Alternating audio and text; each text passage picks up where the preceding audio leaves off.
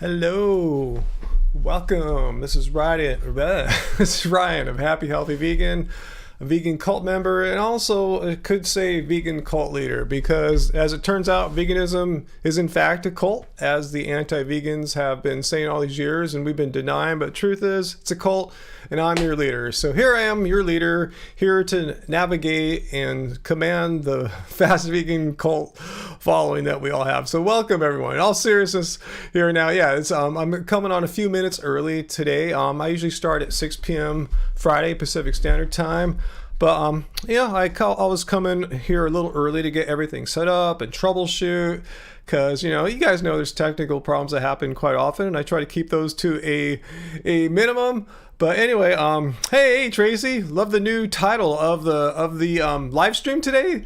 Is that what you're saying there, Tracy, or the title of the shirt here? Let me know if any of you guys got your vegan cult member shirts. Anyway, all my troubleshooting I went through pretty quickly today.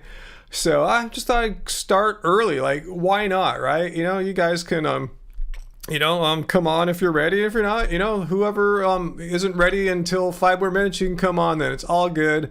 I don't think, and it's, hopefully it's not a problem or anything, but I'm just ready to go. Kind of tired today too, guys. I'm really, I think kind of a little physically exhausted, if you could believe that. I've just been doing a lot of stuff the past few days, like the gym today, but I tried to keep it chill at the gym today. I was still there about 76 minutes working on basketball stuff. And the prior 2 days, I did some forms of surfing, so a lot of paddling, so I'm pretty tired from that. Tuesday was my slam dunk day, the day I played those 19-year-old guys at the gym, so I just kind of need to chill out a little bit. So hopefully I'll have my normal or close to my normal energy on tonight's live stream. Just to let you know, I'm feeling a little, I know this feeling, you guys, if you're athletic, to listen to your body, and it kind of tells you, hey, take it easy, little bro, give me a little break, especially when your body is 55.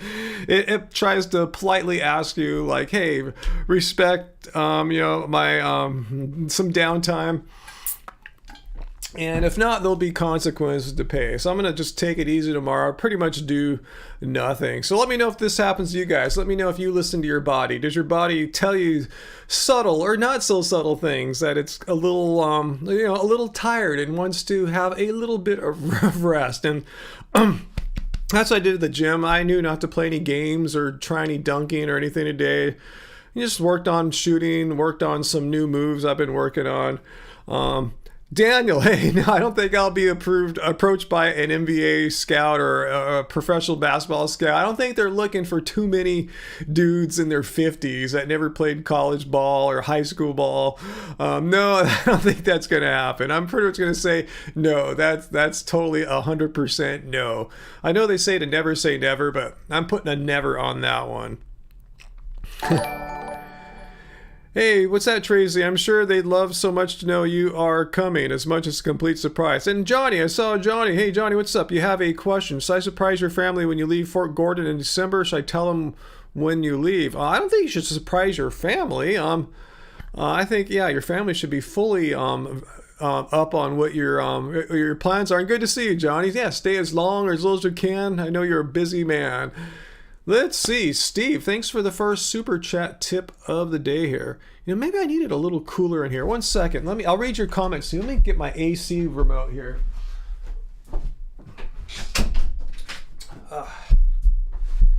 It's been so warm for what we're used to here in Long Beach. After a pleasant June and July, August has been pretty brutal. It was pretty nice right up until my birthday, and then blah. But see, Steve, you're saying your dad consistently jokes about you being feminine. Why? Because you try to eat vegan whenever we go out to eat, and constantly talks about how men must eat meat to be strong. How to convince your dad to stop making fun of me and clear his arteries? Well, ask him if he thinks NFL athletes are feminine, or NBA athletes, or professional boxers, or Olympic lifters. I mean, show them the movie The Game Changers. I mean, that just dispels the whole myth that you have to be eating a bunch of meat in order to be a manly man or whatever. That's a bunch of nonsense. I mean, Yeah, show them there's vegan bodybuilders, vegans of every in every sport, like at the top of every sport. Maybe they're not all identified as ethical vegans, but I don't think your dad cares about that, right? Say that he just cares about what they're eating. Just show them, hey, who's been the most dominant tennis player of the past decade? Not Roger Federer, not Rafael Nadal, who have been greats in the prior decade. It's all been the Djokovic decade. In the NBA, Chris Paul, had a career revival as soon as he started eating a vegan diet several years ago. And there's other vegans in the NBA, like, say, JaVale McGee, or eats vegan, Kyrie Irving. I mean, any sport, you have, elite athletes in every sport that eat a vegan diet. Are they not manly enough? The Tennessee Titans, the entire football team, pretty much, as we saw in the Game Changers, were eating a vegan diet. So, are they not manly enough? I mean, just tell your dad that's a stupid stereotype. There's no basis in it whatsoever. There's totally feminine dudes that eat meat. And let's say you were kind of feminine. I'm not saying you are. What's wrong with that? Not every guy has to act like a toxic Joe Rogan type or something like that. Some dudes want to just kind of be more chill or whatever.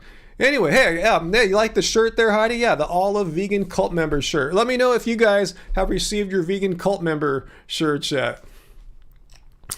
See, Johnny, you're going to run a 5K tomorrow. Wow. What kind of time are you expecting there on your 5K? I'm trying to remember my personal best on a 5K. I want to say it was just a little over 22 minutes, 22:05 or something like that. I got to look on my Strava. Hey, Travis, good to see you. Hey, Dr. Bear. And I thought I saw V. Yeah, V's here, and Fu Man and Daniel. What is up, guys? Good to see y'all.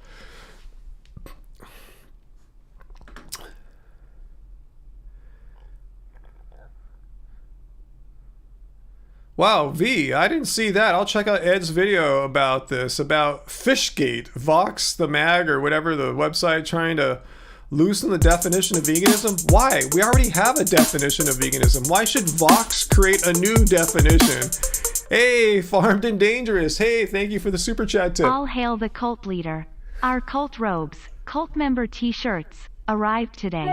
Lynn G and I are thrilled. Yes, all vegan cult members, don your robes for the Friday live stream, watch along, and drink when appropriate. That's the drinking bell. So yes, put on your cult member shirts, bask in your vegan cultness, and be prepared to receive orders from your vegan cult leader. That would be me. But cool, thanks for the super chat tip there. Cool, you just got them today. Cool. If you're watching too, Lynn, are you here, Lynn? But yeah, cool. I'm glad you guys got them. Vegan cult member shirts. If you guys are interested, I should have had that ready to go. I'm too tired right now to find the link. I'll get it later. I tell you, I'm really just kind of physically tired today. It happens. It happens to younger athletes, happens to older athletes, happens to vegan athletes. I've just been doing so much the past few days. I tell you, I went surfing the past 2 days. I haven't gone surfing for a long time, so my body's still adjusting back into that. So getting the paddling muscles reactivated, the endurance involved, and all the paddling. It's a lot. So anyway, okay, Ramatura, I did, were you the one that asked about honey a few weeks ago, and I told you to come back? Wesker, cool, keep jamming our music, awesome, thank you, love spirals downwards, all that. So Ramatura, dude, Ryan, I asked a few streams ago about honey and hadn't been on in a while, and you said you would answer that question for me. Why isn't honey good? Well, I don't know if honey's good. What do you mean by good? I don't know what good means or bad. I'll tell you why it's not vegan, though. So yeah, I remember, I think it was a live stream a week or two ago. I was about to finish up after 2.5 hours, and someone asked about honey. I said, I'll give you a very detailed answer. The quick answer is no, it's not vegan. If you want to see my reasoning as to why, well, let's have a look here. Let's see why I come out and say honey is not vegan. So first of all, let's all drink up, because we're going to see the gee, why do I have Instagram open? Let me move my water away too here. Okay, so let's go to, let's say, the definition of vegan and see how bees and honey reconcile with this definition here. So, veganism is a philosophy, a way of living which seeks to exclude as far as possible and practicable all forms of cruelty and exploitation of animals for food or clothing or any other purpose. So the part we want to focus in, as far as possible and practicable all forms of cruelty and exploitation to animals for food. In this case, yeah, honey is a food. It's not a clothing. So are bees being let's look at the cruelty can be debated, okay? But let's look at the exploitation. Are honeybees being exploited for humans to consume honey? Yeah, it's an yeah, it's, how can you deny that? We are human beings. First of all, as far as possible and practicable, do humans need to eat honey? So what I'm saying is, like, without consuming honey, it's not practicable because we'd die. We'd be in some kind of dire health situation, something like that. No, you don't need to consume honey to maintain or acquire good health. So it's not. There's nothing impracticable about giving up honey. So the question is there exploitation involved? And of course, honey is not just like something humans were meant to take from bees. Bees biologically have evolved to produce honey for their own purposes and to take the product of their work, just like humans take the product of, cows or goats' milk and use it for human purposes. That's exploitation. The mammals didn't become pregnant and lactate so that humans can use that for their own purposes, to consume, to sell, to make money. Whenever you derive benefit by taking something from another person, or in this case an animal, I consider them persons, that's exploitation. So yeah, you are taking the honey away from the bees. There's no denying that. Bee honey is meant for the colony to use and utilize as they need, and for humans to take it so they could profit from it or to enjoy its taste. Again, you're deriving that benefit at the expense of a bee colony. So yes, that's why if you look at the definition of vegan and understand exploitation, this is a clear-cut example of exploitation. I'm not even going to discuss the cruelty part because I think the exploitation part is just as clear as night and day. So let's all have a drink because we saw the definition of veganism. Hey, Han Solo's cousin, good to see you, our good friend. Perhaps our youngest follower, at least our youngest, most regular, loyal follower. So good to see you, Han Solo's cousin. So anyway, that is that. Let me get back to something here. All right, cool. So what'd you think, Ramatur? Okay, thank you for the information.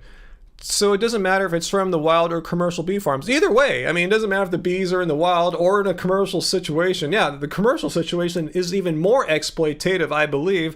But either way, there's no way getting around the essential fact that you are taking the bees' work, the product of their work, and using it for your benefit, whatever that benefit may be, just to eat personally or to sell it on the market or whatever, make money.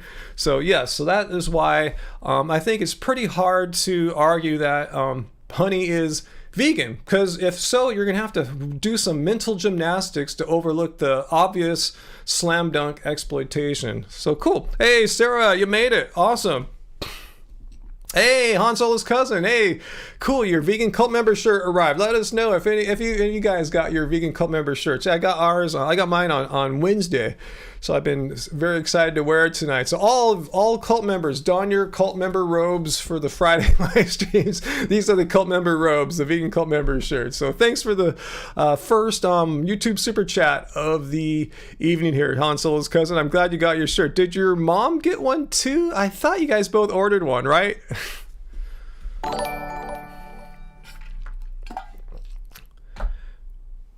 Okay, Eddie is here. All right, Eddie is here. I told you to come here. So let's put Eddie's comment up on the poop wall here and see. Gosh, let me copy and paste it here. All right, hang on. My mouse is having trouble. Here we go, Eddie. So we will answer your question thoroughly. First of all, as I do that, Eddie, let me know if you saw my video that I put up earlier this week. Or are you aware about the issue about Cracker Barrel and how meat eaters are canceling Cracker Barrel? They're like going all ballistic because there's one new vegan option on the breakfast menu involving Impossible sausage, and that one new option has got the the meat eaters really upset. So let me know if you're aware of that one, Eddie, and then we'll proceed from there. Okay? So anyway, 1 second here. All right, let me get rid of the rules and show Eddie's comment here. I'm here like you asked me to be. Why are you wearing a face mask when you playing basketball? And you wearing it on your chin. Come on, Ryan. Well, if you watch my video, Eddie, first of all, let's answer this. And that makes no sense. It goes up and down. Sometimes it's on sometimes I'm down when I really want to get more oxygen. Maybe I just worked really hard for a rebound and I'm out of air, so I want to get more oxygen. And then it goes back up. Sometimes it's down to nose. It's going all over the place. I am the master of my mask. I manipulate it to let in as much oxygen as I feel I need at that particular moment. But anyway, Eddie, let me know if you know anything about this Cracker Barrel story. All right, 1 second here.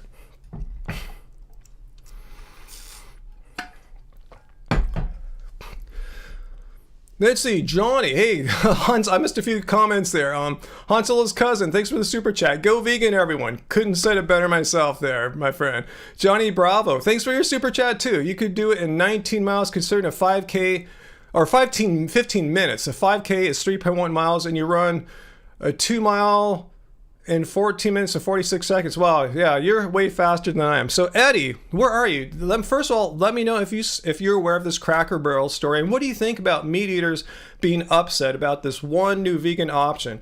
And the reason I'm asking this, it's related to your question here, where you're trying to give me crap about wearing a face mask. So first, let me know what you think about this, Eddie.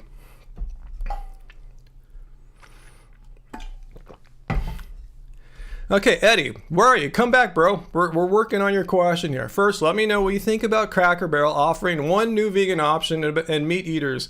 That's great you're vegan, but let me know, what do you think about this situation where Cracker Barrel added one vegan option to their menu and their meat-eating patrons are going ballistic? That's what I made a whole video about. They went ballistic on Cracker Barrel's Facebook about this one vegan option, threatening to never go there again, calling them woke and all this stuff. So let me know what you think about that. Do you think the meat eaters are being reasonable or unreasonable? Then we'll get into your mask attack on me here. So yeah, you didn't answer my question. I didn't ask you if you're vegan or not. I just wanted to know what your thoughts were on this Cracker Barrel vegan option situation that just is blowing up. So anyway, and we'll answer your question. You're sure taking a long time, Eddie. I'm trying to answer your thing here, man. Let's do it. Okay, Han Solo's cousin. What'd you say there? Thanks for the super chat tip there. The study of dietetics, the position paper of the Academy of Nutrition Dietetics has shown, after reviewing the relevant scientific research, that you can be vegan at any age, from like before you're born, infant, up into old age, and it's appropriate for athletes too.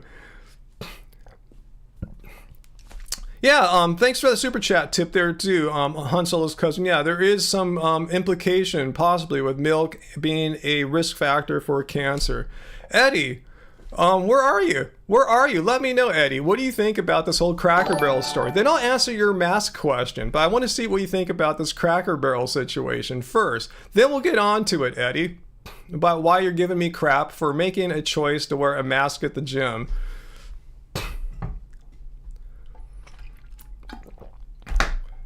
What's that, Johnny? I love it when people disagree so I can see people's perspective, but boy, does it get annoying to see people act like children when people do things they don't like. Yeah, that's what Eddie's being like here, huh? Yeah, Eddie, where are you? Where are you, Eddie? Yeah, Daniel's looking for you too. Hey, Grimlock, yes, thank you guys. Time to fund the vegan cult. That's me. This could easily say vegan cult leader in my case. Shut up and take my money. Thank you, Grimlock. Much appreciated there. Han Solo's cousin. I think of animals as someone. Yes, that's what I said when I was talking about, like animals. I said persons when I was talking about dairy a few minutes ago, paralleling that to beekeeping. Eddie, where are you? I just want to know what you thought of the Cracker Barrel situation, that meat eaters were so upset that one vegan option was added to their breakfast menu. Where are you, Eddie? Come here talking a big talk how I did some cardinal sin by going to the gym and making a personal choice to put something on my body. I'll get into this, Eddie. I'm really excited to answer your question, but first I want to see where you stand on the Cracker Barrel situation, Eddie. So please answer that, then we'll get into it. Let's see, VLAN. Maybe Eddie thinks masks are somehow a sign of oppression like some people do. See, here's the thing. We have to like do our own mental gymnastics to try to imagine what Eddie is thinking. Eddie, just tell us why do you not believe in freedom? Since he's not going to answer my question, he doesn't believe in freedom. Let's get back to Cracker Barrel since Eddie's being so quiet here. Cracker Barrel, as I said in my video from Monday, has every right. In a free country, they are a free independent business to add a vegan option, or they can add 100 vegan options to their menu.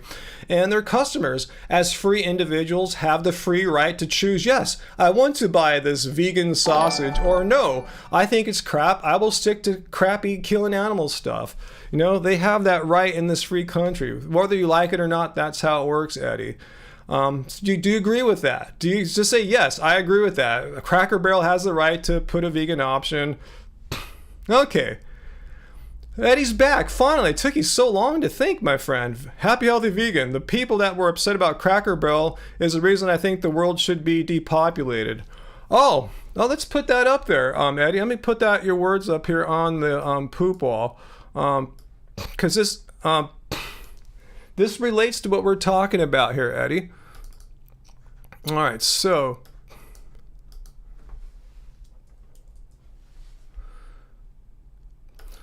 you agree then? You're saying the people that were upset about Cracker Barrel, they were upset because Cracker Barrel gave people the right to choose if they wanted to buy a vegan option or not. But the people who were upset were like you. They were the ones that did not want the vegan option to exist on their menu. They wanted to be fascist about it and shut it down. They said, Cracker Barrel, you shouldn't do this. In a free country, Cracker Barrel, they're saying, has no right to do this, and customers have no right to go to Cracker Barrel and eat vegan food. So they're trying to shut down or limit the free choices of businesses and just private citizens. So that's what Eddie's saying here.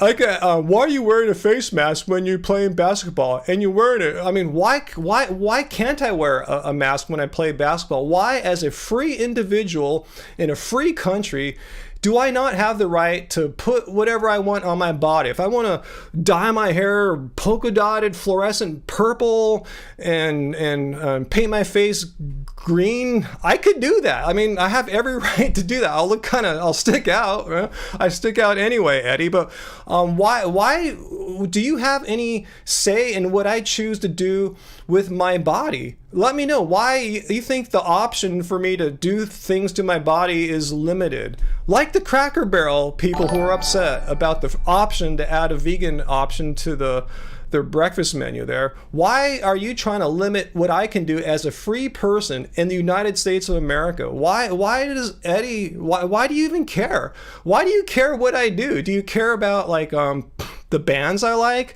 How about my hair? Do I need to check with Eddie if I want to like dye my hair a different color? Like, it's not dyed. I found some conditioner to add some kind of red highlights to it. Do I need to check with Eddie on that? Or do you not like my K-pop haircut? Do I not have the right in America to be able to make decisions like that, Eddie? Yeah, Han Solo's because I think he might be throwing poop on the wall, huh? Let's see. Might be. So Eddie, let me know, do you dislike freedom? Why am I not free to make a choice about what I want to do with my body at the gym? I'm not harming it. It's like freedom isn't totally free. I don't have the right to go and kill people or kill animals. That'd be harming others. But wearing a mask to play basketball at the gym, I'm not harming anyone. No one's being killed or exploited or anything like that. So Eddie, you got to tell me your reasoning why you think you have the right to come down and be above me and me. I'm a free person in the United States of America, to tell me what I can or cannot do. Try to restrict my options. Why do I not have that option? Please let me know, Eddie. I only thing is I can think if you're like those Cracker Barrel stands who got so upset at the vegan option. You think they were bad people, you just said, but you're just like them. You are trying to restrict people's free choices, the ability to make a free choice that is not exploiting or harming anyone else. So where are you, Eddie? Did Eddie go away? Did I scare Eddie away here? I want to know did Eddie say anything, guys? Let me know.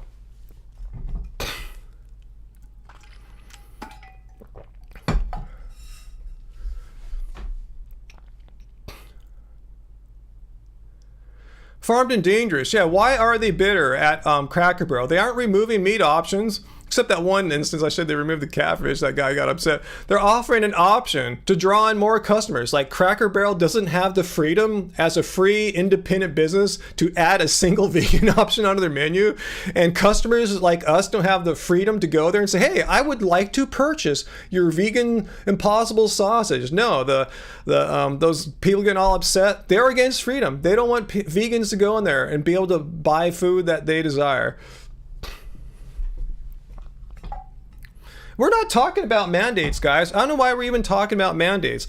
There's no mandate. I don't think we'll ever see one again. I don't know for sure, but I don't see any coming on the horizon. There's no mandate. I chose as a free individual in a free country with no mandates to wear a mask at the gym. Why does Eddie have any bones to say about that? Why does Eddie have any, like, it's none of his business. Like, if I want to wear, I told you, a pink polka dotted hat and you know, I can do that. I can do whatever I want.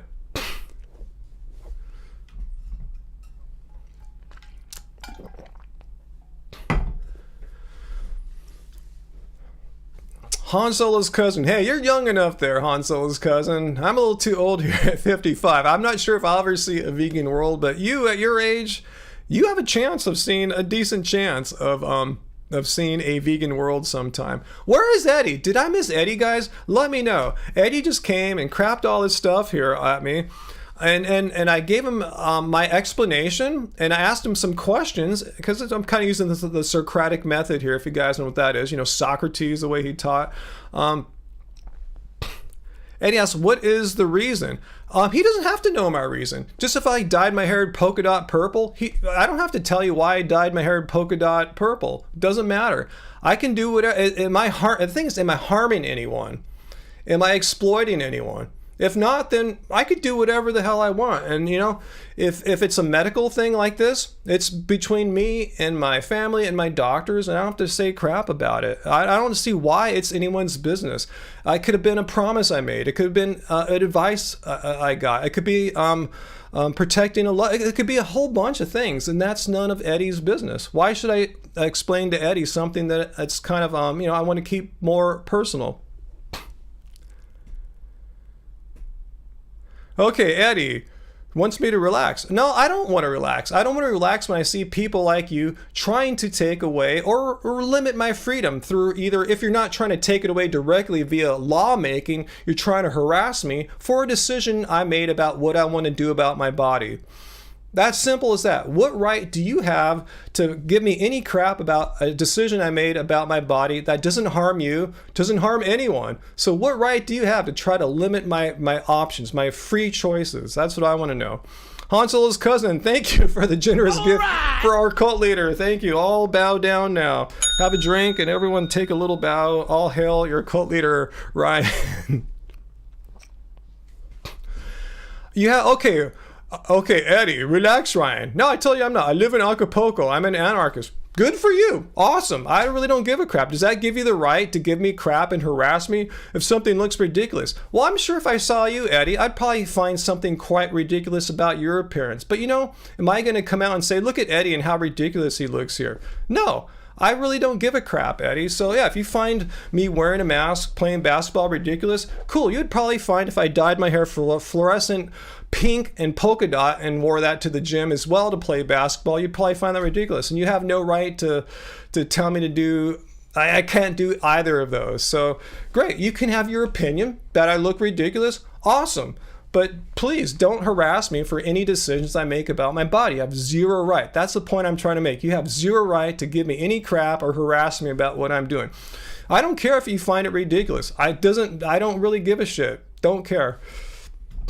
Hey, Uncle. How's it going?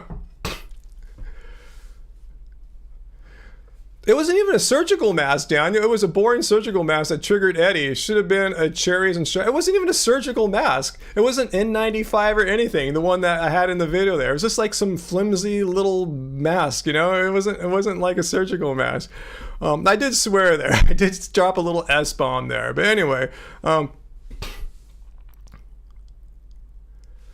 Okay, that's what Eddie. Thanks, Dark Idol, for showing me what Eddie said. Yeah, he thinks it looks ridiculous. So here's Eddie's reasoning.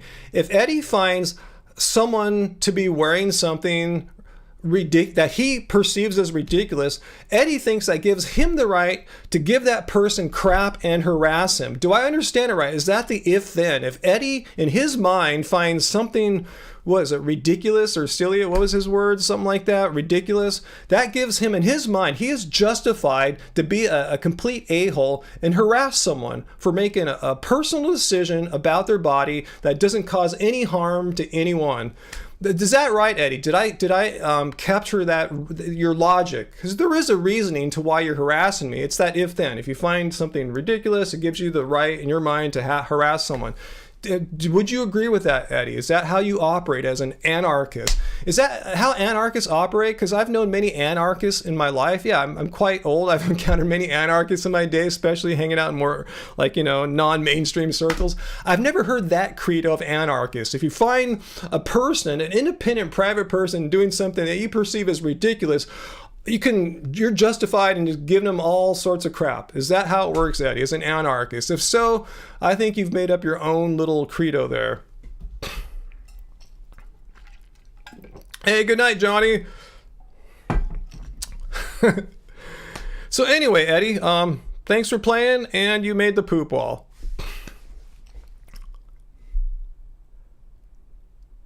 Yeah, you're harassing me. Look at Eddie. Yeah, you are harassing me. Let's look at your words again. Why are you wearing a face mask when you play basketball and you wear it on your chin? Come on, Ryan, that makes no sense. That's harassing. Let's contrast it. Are those words of support? Like, hey man, high five, I like what you're doing. No, those are words of negativity. They're harassing. You're trying to give me crap for a decision I made about my body. It's maybe a more mild form of harassment. Yeah, there's more intense forms of harassment, but you're not on the positive side there. You're definitely on the negative side. So yeah, I'll use the harassment there. I think it's justified because you're giving me crap. You're not saying, hey, right on, brother, much love, bro. That's the opposite of that.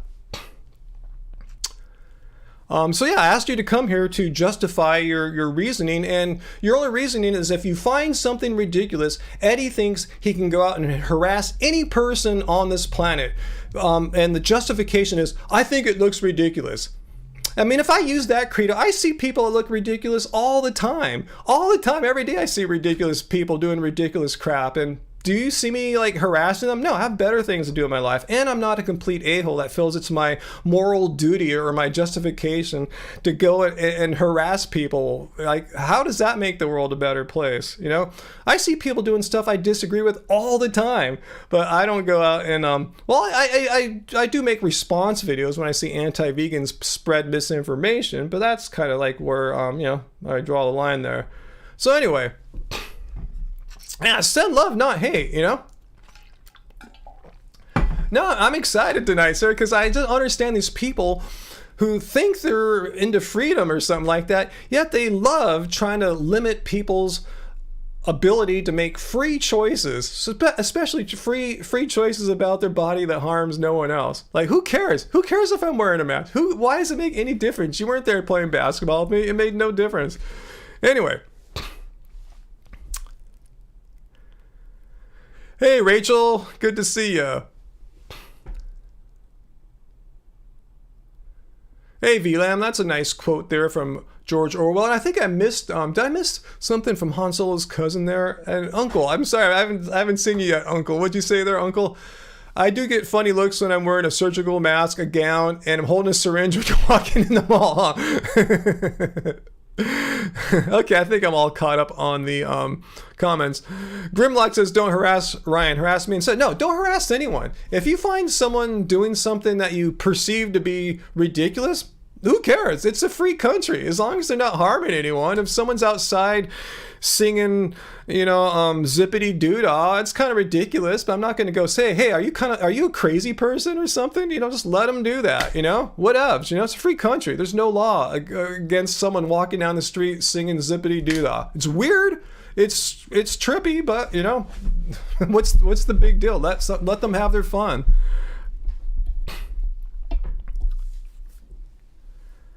I could see if it were illegal to wear a mask in my gym, maybe you can give me some crap. But again, it's not. I made a choice about what I'm going to do for myself. But Eddie thinks he has the right to tell me what I should do for myself. I don't listen to Eddie. I listen to my doctors, and my family. Eddie is out of that whole equation there.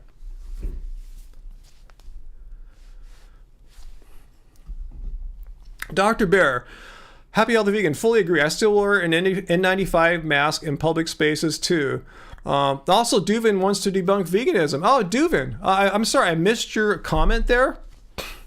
Graven Babies, yeah, good point. I saw your comment on Twitter today, Eddie, who said, I demand you respond to my question. I said, yeah, come to my live stream here. Yeah, Graven Babies, have them Venmo me $100, he said, if they want me to give them my undivided attention. I think so.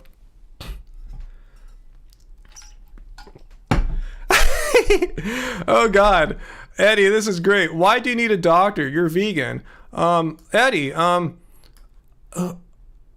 I go to doctors when I have an issue that demands seeing a medical professional. Say I want to get a blood test. Typically you got to get a recommendation, a script from a doctor. That's ridiculous. So you're saying vegans don't need to see doctors. I'm going to put that on the poop wall. So I know we have someone who wants to debunk veganism. Don't go away. I want you. Okay, don't go away. But we're going to put this on the poop wall because this is ridiculous. This is absolutely ridiculous. So here's Eddie's first time on the poop wall today. And let's get his new one up here, because this is, Eddie, why vegans don't need to see doctors. Can you run this by me again, why vegans don't need to see doctors? Vegans are incapable of ever requiring any kind of medical assistance. Hey, someone just bought the Vegan Cult Member shirt. Awesome. Let me see if I can get the link to that. No, I got too much going on right now. So let's see. Eddie, please tell me why vegans should never see a doctor. Like, if I get in an automobile crash, don't go see a doctor, right? Just try to fix my body myself. Oh, cool. Another premium tea. Awesome. Cool. Thanks, guys, for getting the Cult Member shirt. Let me know who you guys were. So I want to understand why vegans shouldn't go to doctors. While we're waiting for Eddie, though, let's look at the definition of veganism and see if it says anything about avoiding medical attention here. So let's go. The definition of vegan is up here. It's a way of living, a philosophy which seeks to exclude as far as possible and practicable all forms of cruelty and exploitation of animals for food, clothing, or any other purpose. So I'm not sure where you said, and vegans never seek medical attention. Like we should, we should never take any kind of like medication ever too, even if our lives depend on it. Is that your position, Eddie? That vegans never get ill, they can never have an accident. If I break my knee playing basketball, don't go to a doctor. Just have some kind of woo-woo, holistic shaman look at my knee or something like that. Is that what you're arguing for, Eddie? Let me know, because if so, you've invented your own weird definition of veganism. It says nowhere in the definition of vegan that we are incapable of ever succumbing to any illness or injury, and therefore have zero need of going to any medical professionals ever. That's your definition, Eddie. So let's drink up. We just saw the definition of veganism.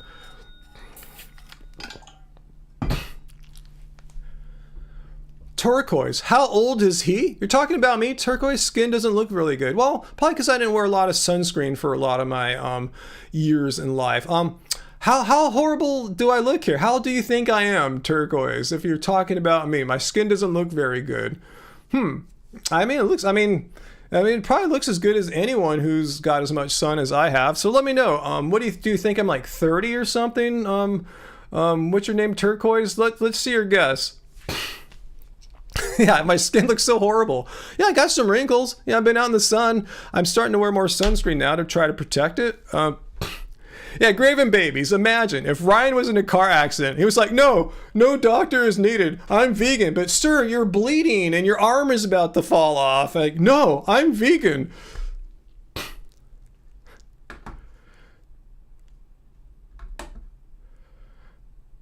Yeah, Eddie, that's a very ignorant opinion.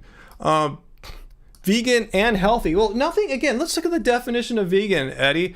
First, let me add your second nonsense statement to the poop wall. But you're trying to say if you're vegan, you're healthy. I mean, where's that? Where in the definition of vegan does it say if you're vegan, you're automatically healthy? I mean, does it say here that we should all be eating whole food plants and something like that? No, I mean, you could be eating Oreos, French fries, and beer 24/7. And you're vegan. Vegan is an ethical stance against animal cruelty. Do you understand that, Eddie? It has nothing to do with health. It has nothing to do about never going to the doctor ever. These are weird things that you've added on to the well-established definition of veganism that goes back for over, since the 1940s. I mean, what's the math on that? Over 70, 80 years or something like that. So, anyway, if you want to use your own personal weird definition of vegan, but it says nowhere in here that vegans are healthy or that we ought to be healthy or that you will necessarily become healthy just because you eat a diet of no animal products. It's really easy to have a very non-healthy vegan diet. So go to the doctor. Well, I can seek the opinions of doctors. Even if I'm extremely healthy, as Eddie assumes I am because I'm vegan, still nothing prevents me from going to the doctor as a healthy vegan and getting my doctor's opinion on what I should do as far as exercise goals, health goals, biomarkers like blood tests, should I wear a mask, should I get vaccinated, stuff like that. These are opinions I want from a medical doctor and not some anarchist in Mexico or wherever you might be, where you say Acapulco or whatever. It doesn't really matter. I'm just saying some random anarchist. Yeah, I'm going to get my medical advice from a random anarchist who thinks vegans should never go to the doctors. Hey, thank you, CDN the Third. Wow, that's a super generous super chat tip there. Wow, thank you so much. So kind of you to help a fellow vegan cult member here. Keep bodying these weirdos with logical consistency. We appreciate you.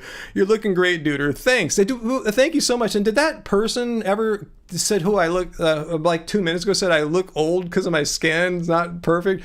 Did that person ever give a guess on my age? Because I said, well, yeah, if I looked like this at 35, maybe I'd have a point, or 30, but I'm a bit older than that. But thank you for the very super generous super chat tip there, and it will go to good use here to help us just keep producing content and keeping us going as happy healthy vegans. So thank you so much. Yeah, Uncle, if you eat vegan junk food all the time, you're not vegan because you're harming yourself? Maybe so, huh? But definitely, there's nothing inherently embedded in the definition of veganism that makes any mention of health, that you will be healthy, that you must be healthy, or anything like that. You can be an ethical vegan and eat a crappy diet if you want. It's not what I want. But anyway, thank you so much, CDN the Third. I'm glad you appreciate my logical consistency here. Okay, Duvin. Yeah, Duvin's the person. Thank you, Dr. Bear. Duvin, you have my attention now. I think we've dealt with Eddie enough. He's occupied way too much. So Eddie, I gave you my time and we're moving on. So thank you for coming. As I requested, I told Eddie to come here. I answered his question as thoroughly as I could and showed how his position is completely ridiculous since it tries to limit the free choices of a free person in a free country, which I'm absolutely 100% against. So Duvin, I'm ready for you now. Talk to me. I know you must have said something earlier, but you have my attention now, Duvin. You're here to debunk veganism. Let's hear your debunking. You may have said it earlier, and I apologize. I didn't see it. I've been dealing with other people, as you see here. So, Duvin, lay it out here. Give me your best shot. Lay it out here. Tell me how veganism is debunked, okay? You have my attention. So, fellow Happy Fam guy and cult members here, let me know if I missed Duvin's comment, okay? So, we'll wait for Duvin. So, Duvin, yeah, don't talk to anyone else right now. I know Dr. Bear's community. You can keep talking to him, Dr. Bear. I'm just telling Duvin now to communicate with me. If he was having a great conversation with Dr. Bear, that's awesome. But now I want Duvin to focus on me, and we will hear Duvin's debunking of veganism. So where'd that person go? Did he ever tell me what he thought my age was when he thought I looked really bad because of my skin or something like that? And I admit, I should have been wearing more sunscreen all those years I was running outside and cycling, I have some regrets. I have some regrets now about that. Yeah, all eyes are on Duvin. So Duvin, don't let us down. Let's hear it. If you succeed, Duvin, we're all going to just have to walk away from veganism and just scratch our heads and figure out where we went wrong. Like, man, Duvin was right. You know, it's like, wow, how come I didn't think of that one before? So Duvin, impress us. Show us that how veganism is wrong or debunked or whatever. Hey, thank you, Grimlock. Thank you for the super chat tip there. Reject meat. There is only potato. Wise proverb, huh, Sarah? I agree 100%. Let's define veganism for Duvin. Okay, while we're waiting for Duvin to actually give me... Okay, here's Duvin. All right, here's Duvin. All right, I'm going to put you up on the poop wall here, Duvin, so we can see your words. And there's no way I can misconstrue what you're saying because I'm going to look at your words verbatim. Okay, so that's the purpose of the poop wall here. So let's get your words up here. For all... I'm going to leave your words on this board for all my classes to enjoy, giving you full credit, of course. All right, Duvin, here's your full credit here.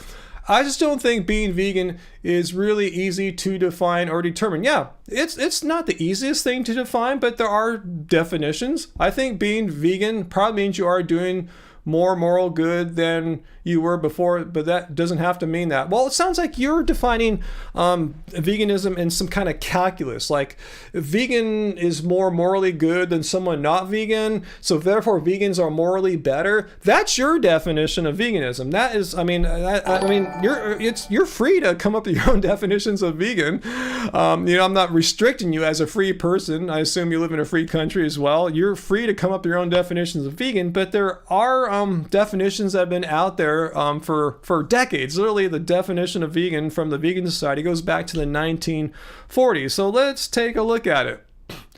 Veganism is a philosophy and way of living which seeks to exclude as far as possible and practicable all forms of cruelty and exploitation to animals for food, clothing, or any other purpose.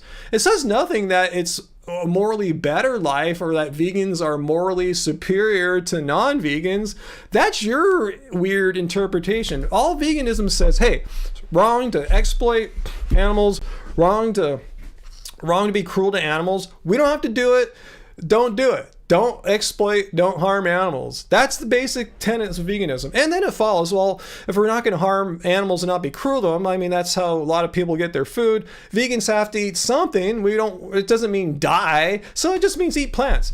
Don't exploit animals, don't be cruel to animals, and don't consume animal products as a logical result of believing what the definition of vegan says. So how can we have a conversation about debunking veganism, Duvin? This is what veganism means. It's meant this since the 1940s. The most essential component to veganism is not, am I more moral than my mom who's not vegan or something like that? No, it's all about not exploiting animals, not being cruel to animals, and therefore consuming plants. That's it. It's veganism in a nutshell. So everyone drink up. Drink twice if you want. So what do you think, Duvin?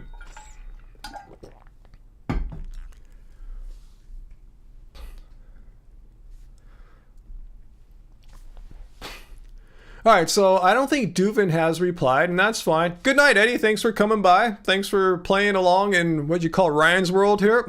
Hey, it's my live stream. We try to have some fun here, you know?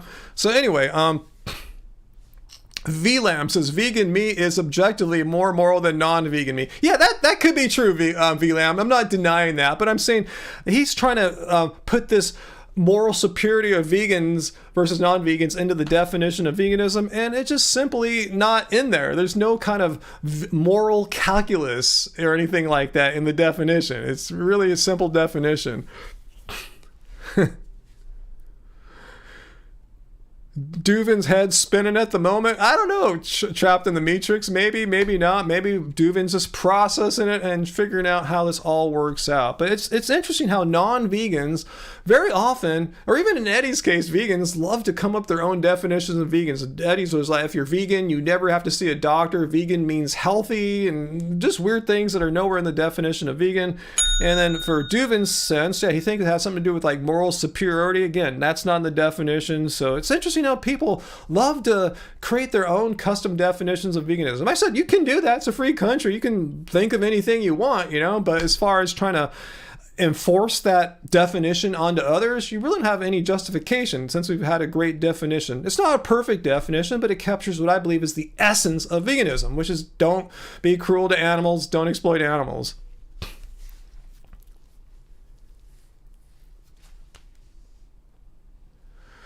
Trapped in the Matrix. What's that? Can you imagine going into someone's home? That would be here in my live stream, harassing them about wearing a mask. My personal free choice to make a decision about what I'm going to do with my body in public while playing basketball, and then crying it's their world. How is it their world? Was Eddie even at the gym? No, he just saw a thumbnail in a video. Maybe, you know, it's like how do I even affect Eddie's world in any way other than triggering a snowflake?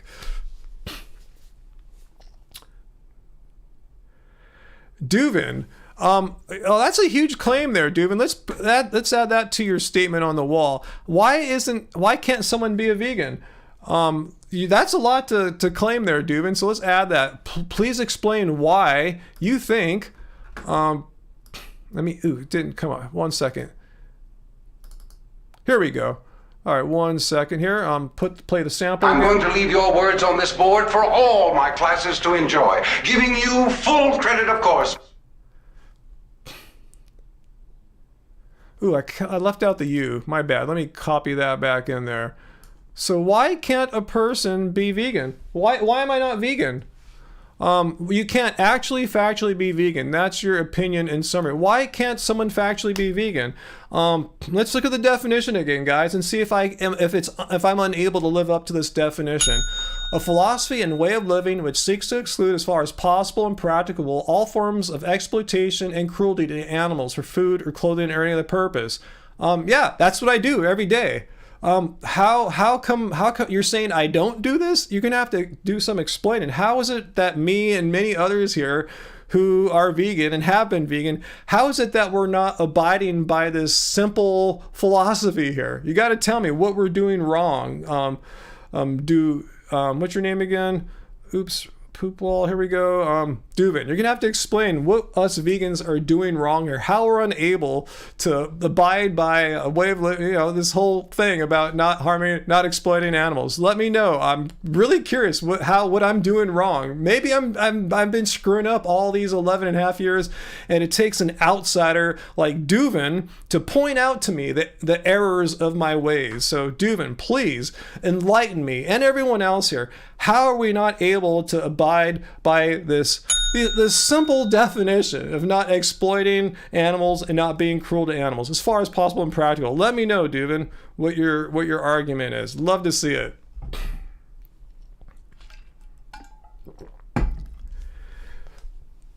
Yeah, some of you guys think we're going towards the nirvana or appeal to futility fallacy. That's my guess too. The crop death thing could be happening. So I'll spare you the crop death argument here. How's this one for you, Duvin? Literally billions of insects get murdered.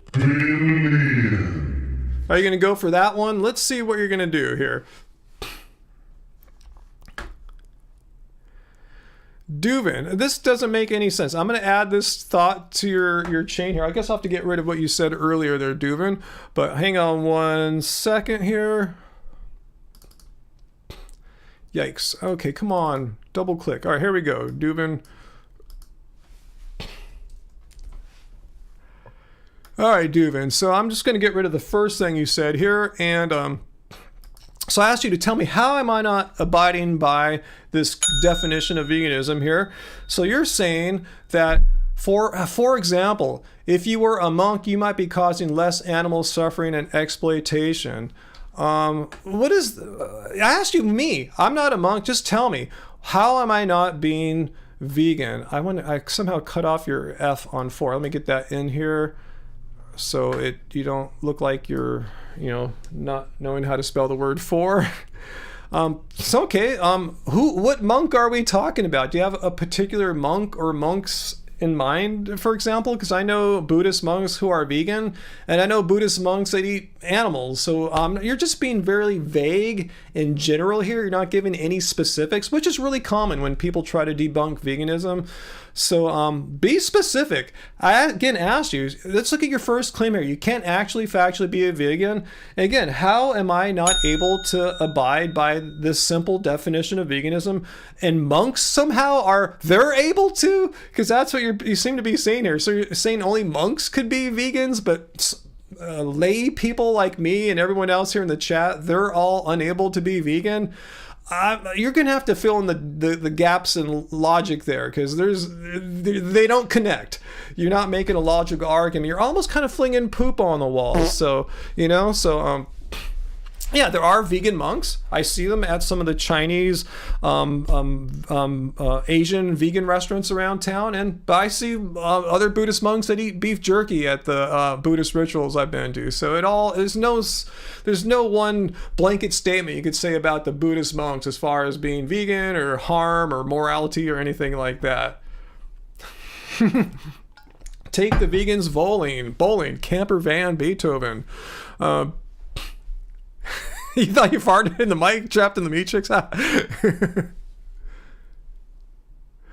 Rama Tura, the evolution of the fight to end animal suffering. Hope we can bring peace.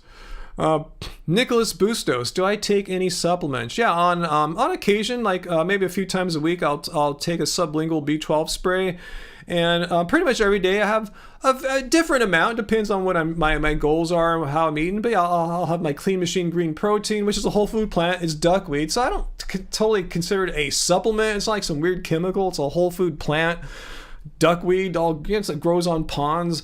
It's all ground down. But it has a lot of great nutrients in there. And once in a while, too, I'll take a little squirt of my vegan essentials from Healthy Cell. But that's just kind of like today, when I feel a little run down from too much exercise or physical activity, I'll have that. But yeah, I guess yes and no. I don't take them on the reg unless you count the Clean Machine Green Protein. Yes, Uncle, give being vegan a try. You might like it. I know the animals will.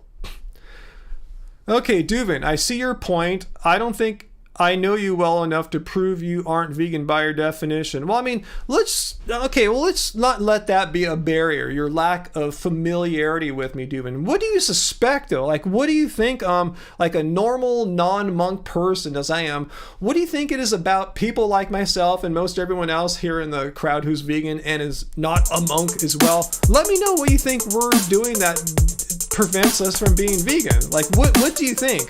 Just kind of curious what you're thinking we're doing or not doing. Hey, Atomic Vegan. Thank you for your weekly cult member donation here. Well, I was going to say we get a burrito fund together, but it's been hot here. Our kitchen's really hot, and we were going to make lunch. I said, I'm just going to order the burritos now. So we had the burritos at lunch, like around 5 o'clock, an hour before this live stream. So no burrito fund. We already had the burritos ahead of time. So thank you so much, Atomic Vegan. Much appreciated.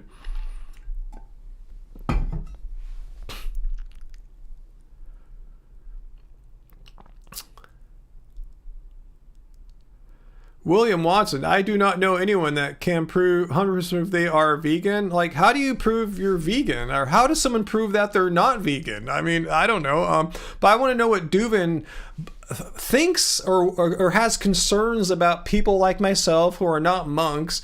Like, what are we doing or not doing that would prevent us from basically fulfilling the definition of what veganism is? I'm not sure how monks would have special powers that we don't to be vegan. So anyway, I'm curious what Duvin is thinking here. Hey, Grimlock. Hey, stay awake. Don't go to sleep on me there in Pennsylvania. Yeah, Fu Man Poo can't prove that he took a dump today. He can't, Yeah, everyone drink. I've been showing the definition pretty non-stop tonight, huh? Maybe 8 or 9, 10 times. It's been quite a lot. But that's why I like to have the definition handy there, because so many people go off tangent on some weird, custom, bizarre, weird definition of veganism that they concocted to serve their own weird purposes. So that's why I always like to bring it back to what definition has been used by actual vegans since the 1940s. So Duvin is saying now, I just think vegans consume a lot of things that harm animals, just generally less than a non... Like what? What do non-vegans consume that harm animals? Just kind of curious what you're saying here. All right. And then we'll tie that back into the... I know where to go with this, guys. Don't worry. I know how to respond to this. But I just kind of curious, what do you think? So let's get this back up on the wall. I'm going to leave your words on this board for all my classes to enjoy, giving you full credit, of course. Yep, Duvin, I'm giving you full credit here. So I want to understand, what are these things vegans consume that harm animals? Just curious. I'm not denying vegans might not cause. There's a possibility. Yeah, I just want to see. I want to see where you're going with this. All right. And in the meantime, as Duvin is getting his thing together, okay, technology, clothing, transportation, etc. So you're saying like maybe like in the production of my shirt or something here, an animal may have got harmed. Transportation, like for instance, are you saying, Duvin, like maybe when I drove my car today, I might have ran over a bug or a small animal or something like that? Or maybe like say when my vegan food gets delivered to the market, my vegan burgers or bananas or potatoes get delivered to the market. When my turnip truck delivers turnips to the market, that in transportation in the hundreds of miles from the farm fields to the supermarket, the turnip truck may have ran over a gopher or a rodent or something. Is something like that, Duvin? Is that what you're getting at? Okay, the car. In the production of the car, there was harm to an animal. Maybe transporting the steel for the door or whatever, the engine. Somehow in that they ran over a gopher, transporting the steel for my car or something like that. You're saying somehow, yeah, in the production of the car, there was some harm. Is that what you're saying there, Duvin? In the productions of things and transportation, an animal might get harmed. Maybe when they're mining for some rare earth elements to produce the electric battery in my car, an animal got hurt. Stuff like that. Is that what you're saying for, Duvin? Let me know. I think I understand your point. That's why I wanted to see what you're getting at. I'm pretty sure I got you right. Right there? Am I right? Am I right there, Duvin?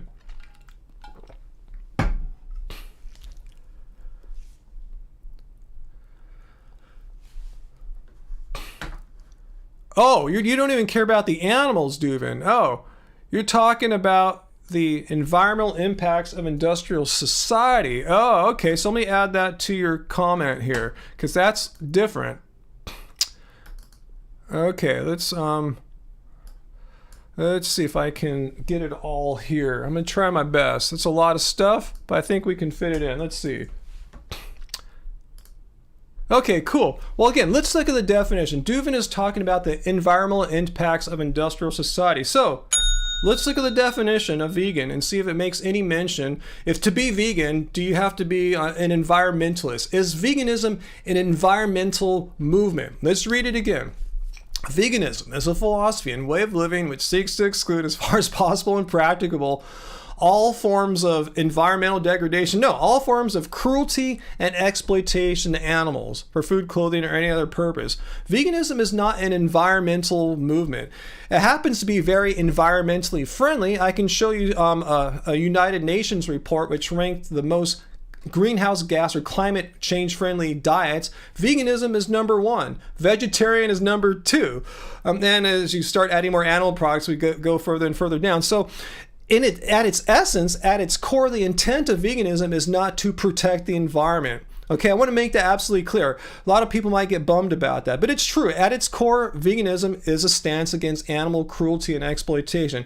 But I said, however, though, it turns out, though, that in eating an all-plant diet is the most environmentally friendly diet. But is it perfect? That's what Duvin wants to say. Is it perfect? Is there some environmental harm that comes about from veganism? Yeah, no diet, no matter, there's no agricultural system that is environmentally perfect. There's no such thing. You can't blame that on veganism. You can't blame that on people who eat meat. It's just a fact. There's going to have some kind of environmental consequences. So veganism is not an environmental movement, Duvin.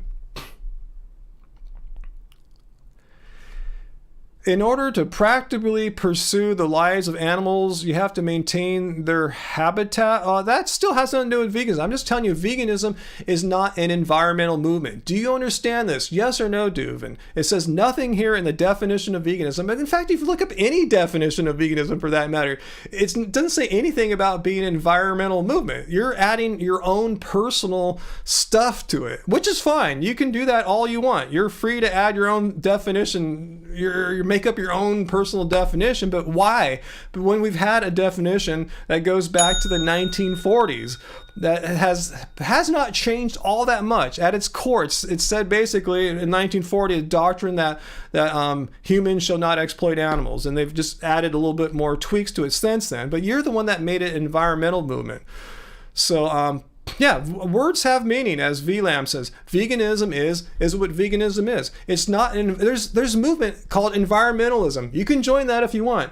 But I think if someone is a true, dedicated, sincere environmental activist, they would have no choice other than to be vegan, or maybe at least vegetarian or something, you know. But anyway, they have no choice, because the number one cause of all sorts of our environmental problems is animal agriculture. Animal agriculture is responsible for more greenhouse gas emissions than all the exhaust of transportation combined.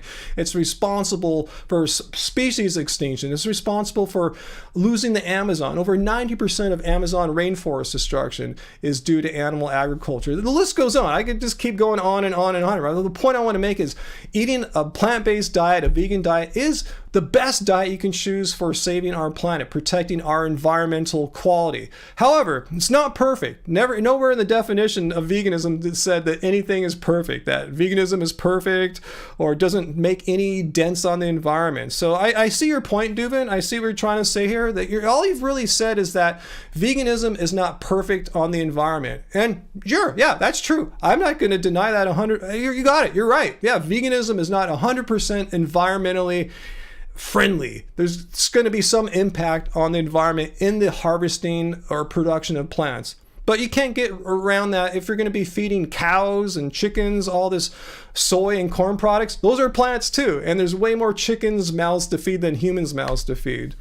So thanks for asking your questions there. And I think veganism survived there. It was a close one, right? Corvin, or what was the name? Not Corvin.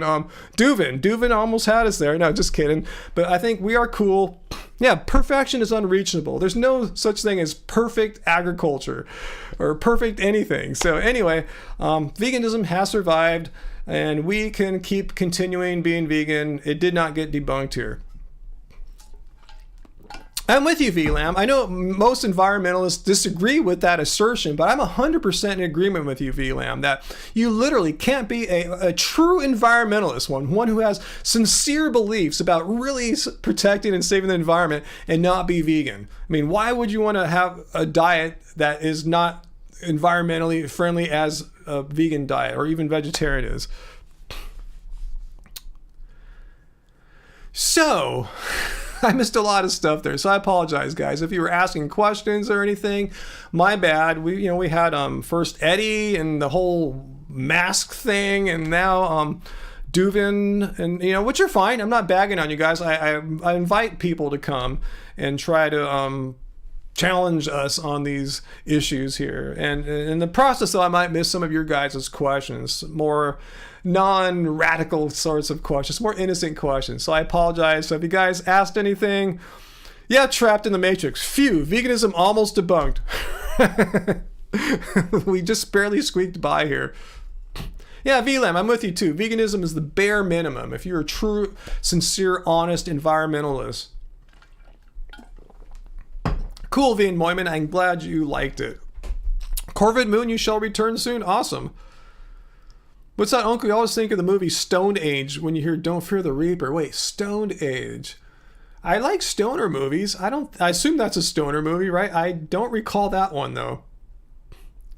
Cool, Duvin. Yeah, I don't have any hatred or anything of you. Our show is not about hate. So you came to the right place. Our show is about informing and educating people. And often that involves looking at people's arguments.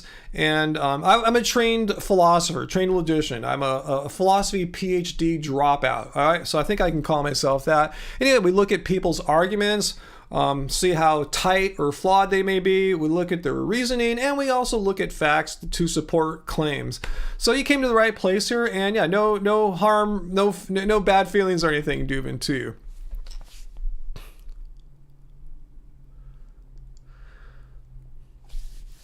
Hey, CA Garden, good point. Environmental vegans. To me, that should kind of be one and the same. If you really, truly are environmentalist, you shouldn't be eating a bunch of animals and destroying our planet through all the problems of animal agriculture. Yeah, Shoe Vegan. This channel is more hey than hate. Got that. It's like, hey, let's talk about something. Let's talk about it in a rational way. I might be forceful or aggressive in my presentation and my logic, but I'm not like trying to I'm not trying to like throw hate at anyone or anything like that.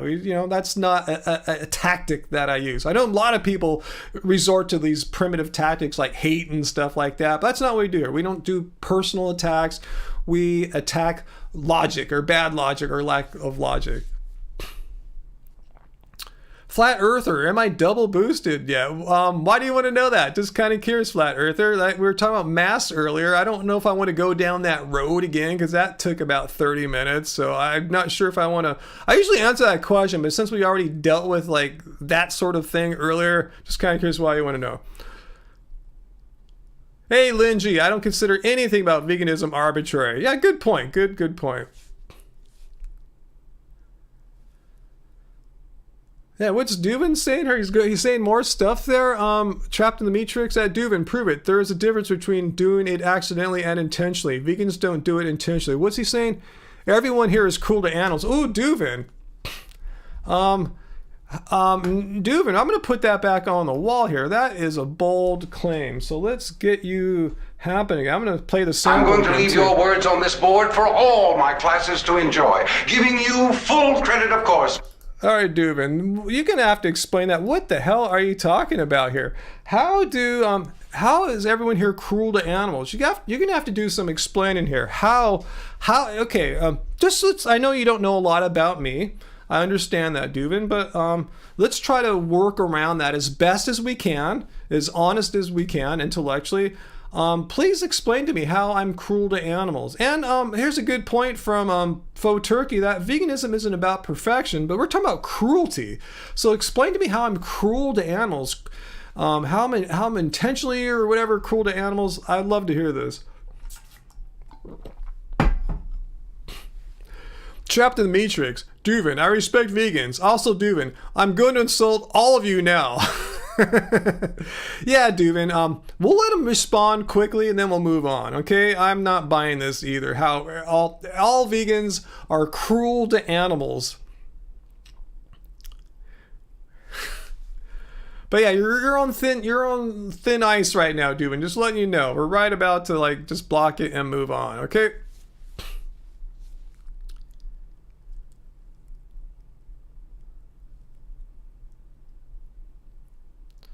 Jekyll, are you here to debunk veganism, Jekyll or Hyde? If so, let me know. Let me know if that's what your point is you're trying to make here.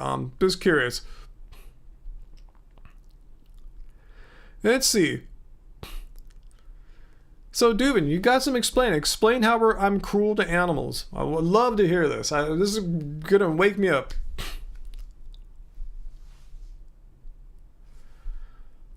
Okay, all right, so, Duvin, did you even hear my point that the United Nations, after having done a review of the scientific literature on the environmental impacts of agriculture, ranked the most friendly diets for the environment, specifically as far as not destroying our planet goes, and veganism was number one. Did the report say veganism was perfect? No, it didn't say that. Nothing is perfect. Do you understand that, Duvin? No diet is perfect. And in fact, if you want to get back to the definition of veganism, I know the definition is not about environmentalism, but I like a key phrase in here, as far as possible and practical. A way of living which seeks to exclude as far as possible and practicable all forms of exploitation and cruelty to animals. Meaning, as a living person on this planet, you're not going to be able to escape all forms of cruelty and exploitation to animals. It's just impossible. Like I said, if you eat nothing but turnips because you're trying to minimize harm, that turnip truck could have ran over a bunch of rodents and moths on the way to the store. You know, nothing is perfect. And same with us vegans here. Even though we have what's been judged by the United Nations, the most climate-friendly diet, it didn't say it's the perfect diet, devoid of any and all harm to the environment. So that's what this is called the nirvana fallacy, or the appeal to futility fallacy, which basically says, hey, your solution, bro, isn't perfect. There's still some problems. Like there's this giant problem over here, and your solution is pretty darn good, but there's a few little tiny problems. Therefore, I'm going to reject your solution that has a few little tiny problems because it's not perfect, and we're going to live with this bigger problem that's giant and out of control. So anyway, that's it, Duvin.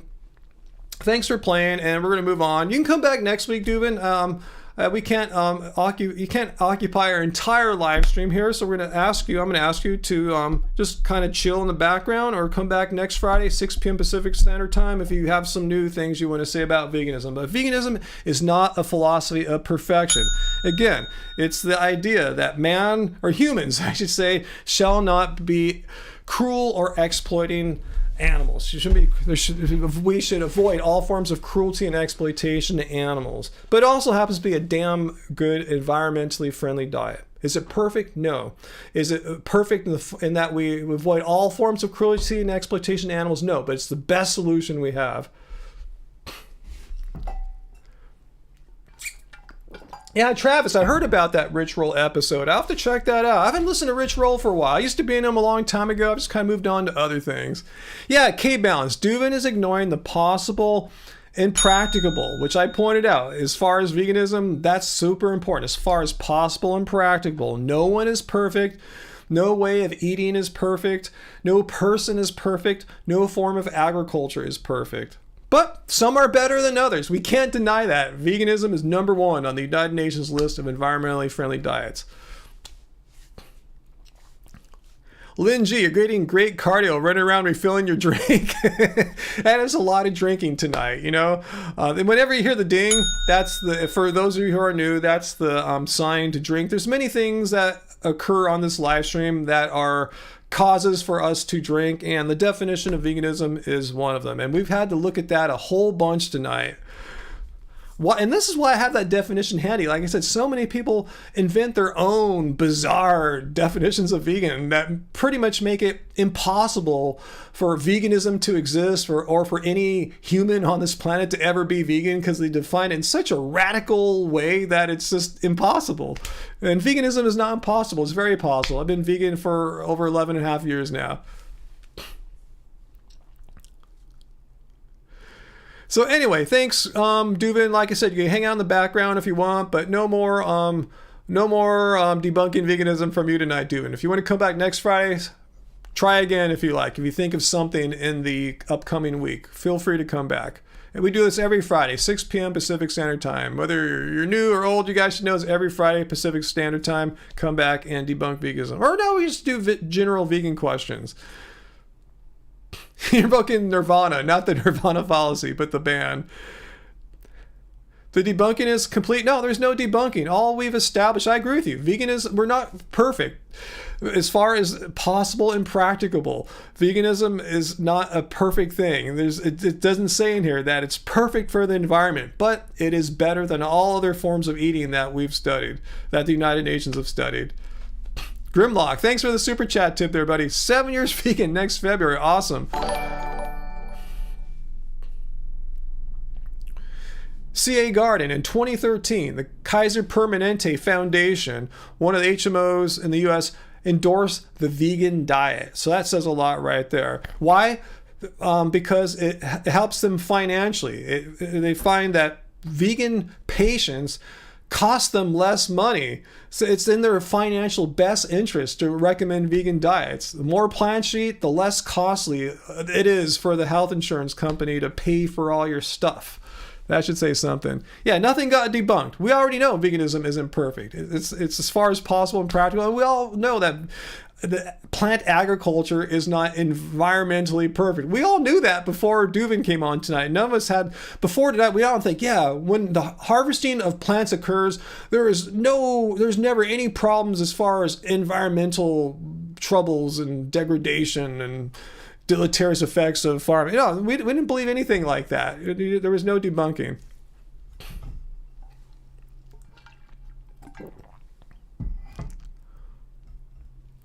Michaela, yeah, growing your own food's great. Therefore, no one could say, hey, the food you're eating involves killing animals. Because I grow some food here, and I can guarantee 100% that when I grow food here, no animals get killed.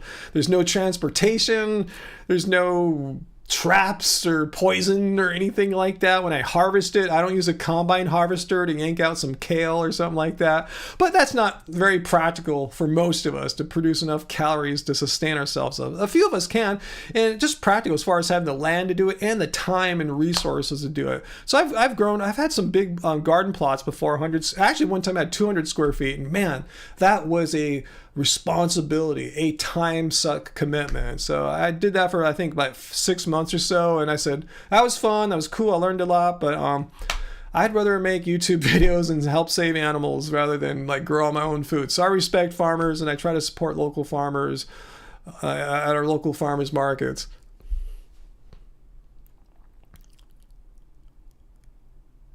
What's that, Uncle? You're showing some Orwell laws here from Animal Farm? What's up with that? Did I miss some context there? That sounds great, Hippie Easter. Good to see you tonight, Hippie Easter. Amazing vegan waffles for breakfast this weekend. I haven't had any vegan waffles for a while. Uh-oh, your meds are kicking in, Fu Man. Just kind of sit down in the chair or couch there and just let it unfold upon your consciousness there. Yeah, Sarah, I'm with you too. I've never eaten a more varied diet than as a vegan. Some of these people, I think that, oh, well, you're giving up all the stuff. No, I eat like way more, a wide more variety of foods now than ever before. When you're eating like a standard American diet or meat, I mean, there's only like 3 animals really people eat, like, poultry and cows. It's like not a huge, spectrum there.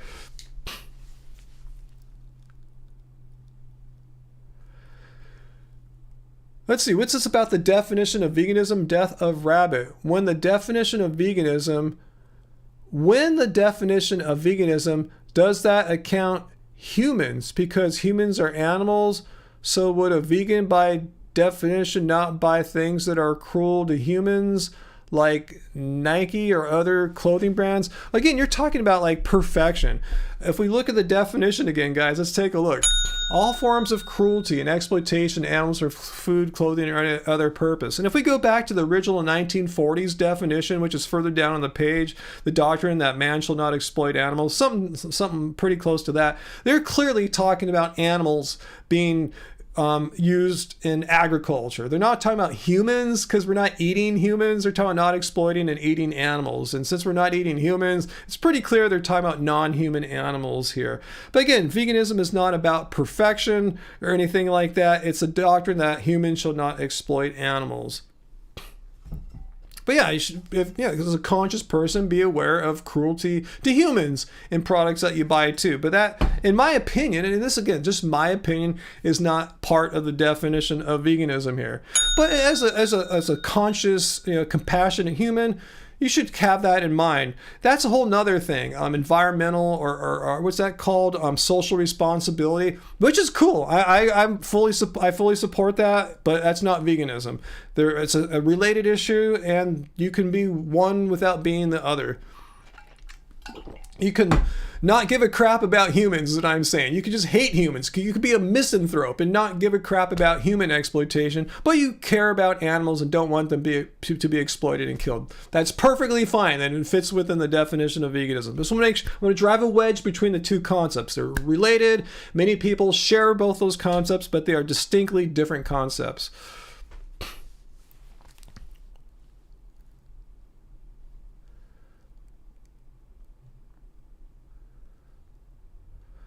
Fane Zane 50. What the hell? You sound like a bot. You want meat. So let's look at the rules here, okay? If you're here to debunk veganism, you have to abide by the rules here. Be civil. You're not doing that. You're kind of spamming, I eat meat. I eat meat.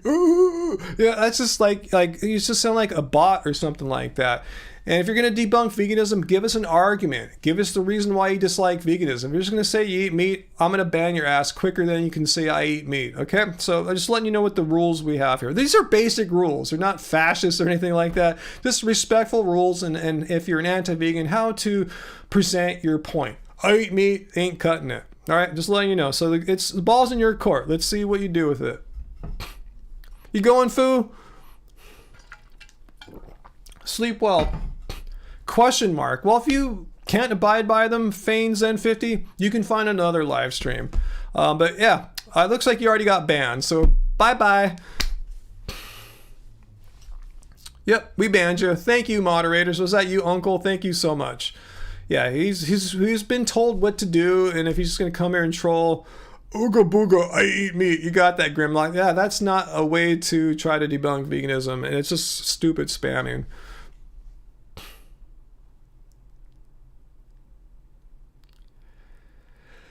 But no, you don't have to retract that, Grimlock. That was cool. That's pretty much what he was saying there.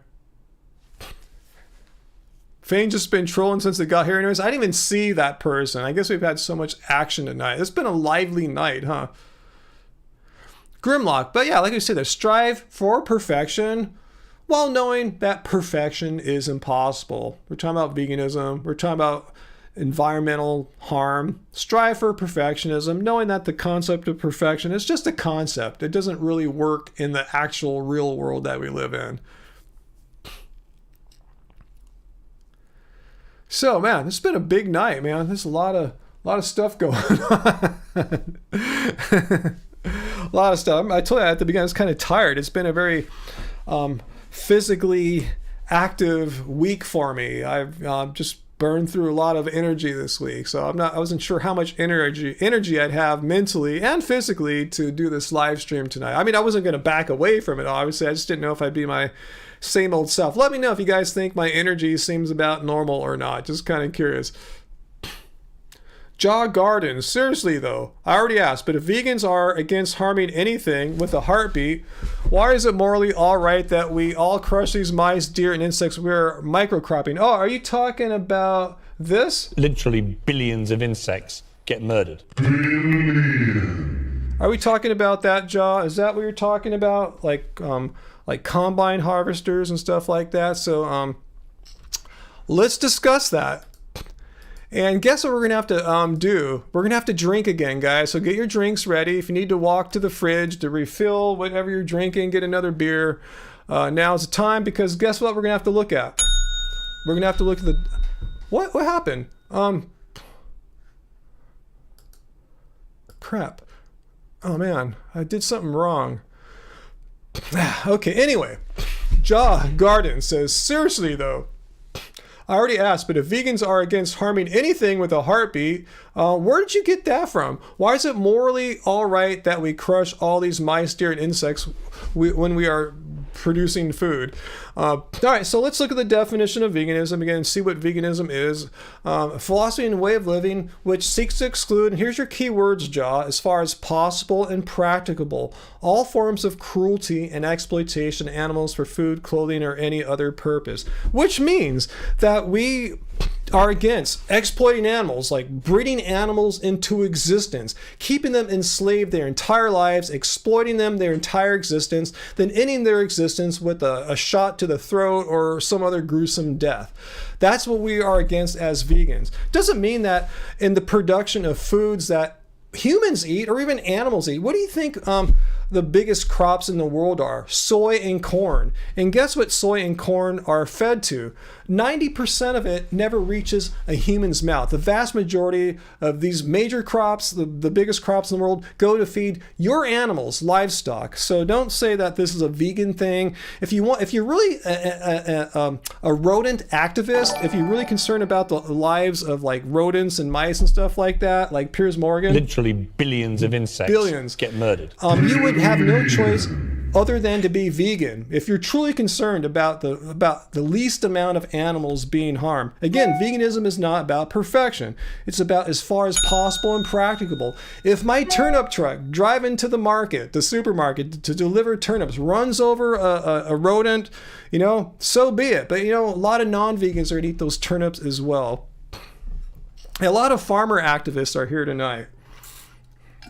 So yeah, and he says, what did he say again?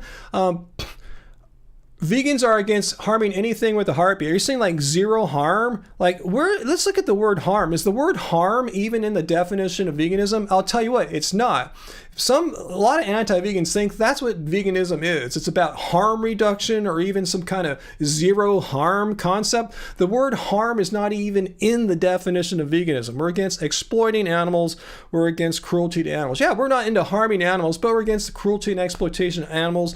Veganism is not a no harm movement, meaning that if an animal accidentally gets ran over by a turnip truck, doesn't mean veganism is null and void. So that doesn't debunk veganism. It's never been in the definition that veganism is zero harm. So what are you saying now, Ja? So I love in Montana. I've never loved in Montana before. And 8 months out of the year, not much grows in the way of plants. What does someone do who is a vegan? Do you have in Montana?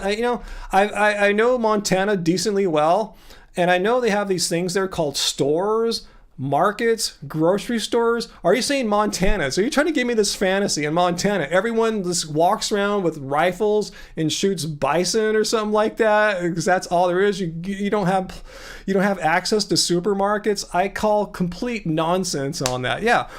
I could see maybe if you're an Inuit living in the top of the Arctic Circle or something like that with no stores, you might have an argument, but Montana is connected to civilization, my friend. So don't give me this Montana argument. That is absolutely ridiculous that you're saying in the wintertime, Montana's supermarkets have zero plants. That is complete and utter nonsense.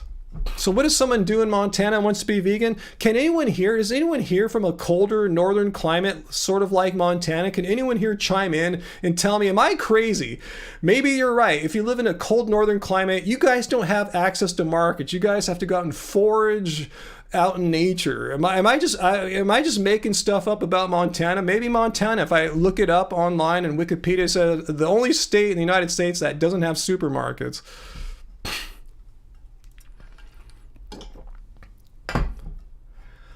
How is that ethical? Well, let's look at the definition here.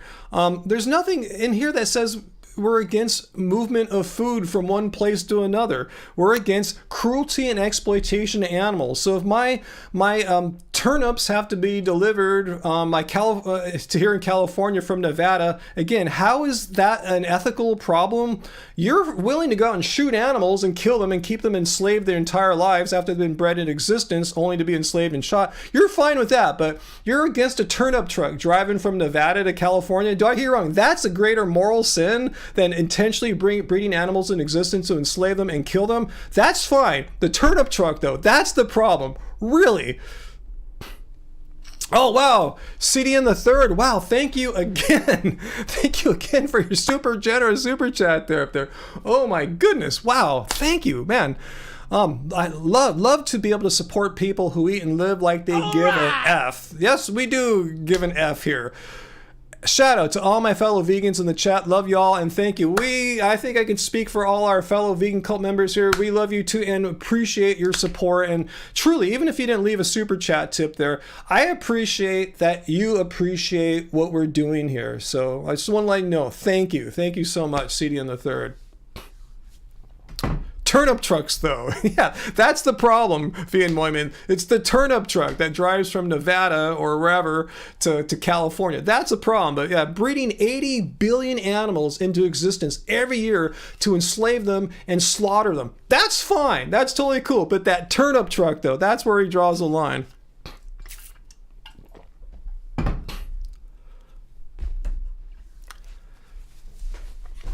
There we go. They're hearing more and more nonsense here about how animals are great for the soil. You know what's also great for the soil?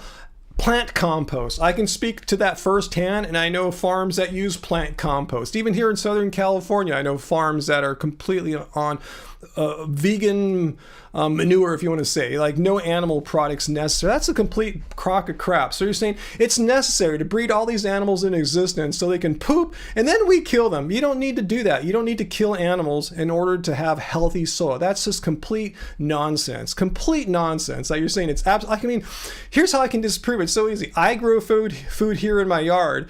I have been for like 15 plus years, and I had a community garden, 100 and then 200 square feet. never once did I use any animal inputs, no manure, anything like that. I was growing food. And so it's just complete nonsense that you need to kill animals. I'll first have them poop and then kill them later on in order to have a healthy cell. Yeah, veganic farming. And it doesn't even have to be vegan. It could be vegan and inorganic. But yeah, there's a concept of veganic farming. First, he's slinging poop on the wall, right? He's just slinging poop on the wall. First he said, oh, but I live in Montana.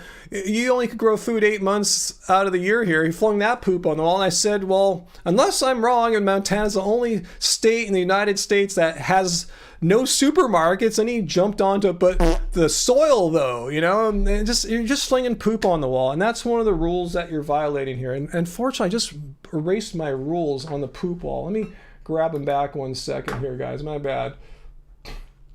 So let's look at the live stream rules so we know what we can or cannot do as anti-vegans who are here to try to debunk veganism by throwing poop on the wall. So here are the rules you need to abide by, or else we will kick you out like we did a few other people earlier today. Damn, I messed it up again. Here are the rules, guys. Number 3, when trying to, quote, debunk veganism, I will only discuss one of your claims at a time. Don't bring up new claims. Don't throw poop on the walls. You will be timed out. So one thing, if you want to stand behind the cold climate of Montana makes it impossible for people to be vegan, you have to die on that hill. Just don't like throw that poop and then throw something else out to distract me. That's not how we roll here. Do you understand that, Jaw? Okay? Just letting you know. Okay, 1 second. I gotta fix something. All right, 1 second here. I had messed up. I put the rules where the poop walls should go. So let's let me fix that right now. Okay, there's the rules, and let me just get rid of this here.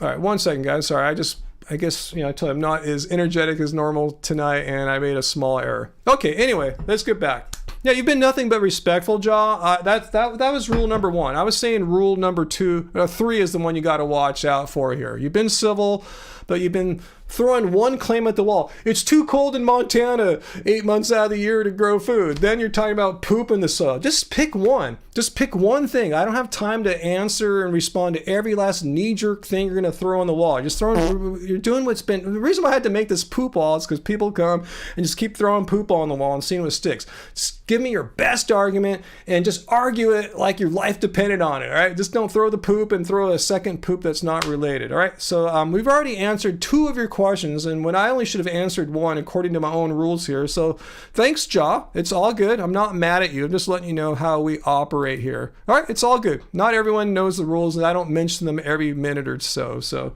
you know, it's my job to make people aware of how we operate here.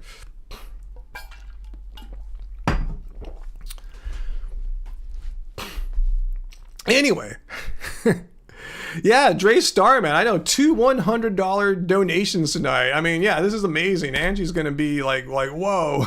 I'm like whoa. But thank you so much. And yeah, really, we definitely could use it. We're not wealthy or anything like that. We don't get like tens of thousands of views on our videos. So every little thing helps in our lives here. So thank you.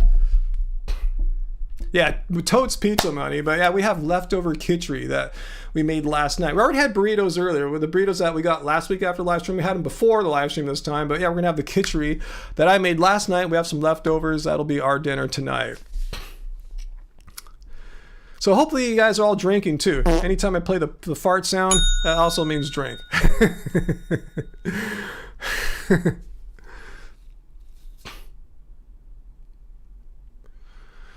Okay, so let's see. How long have I been on after all this? Okay, 1 hour 38. Not too shabby.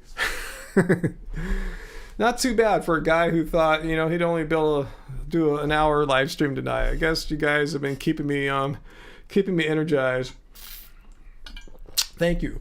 And let me get off the poop wall too. Okay. Cracker Barrel. Skylar, hopefully you saw my Cracker Barrel video from a couple days ago. I think I covered everything quite well in there. Yeah, empty poop wall for now. I made some mistakes in the poop wall. So anyway, we're all good. Angie's cool. She's just kind of tired. She kind of had some insomnia last night.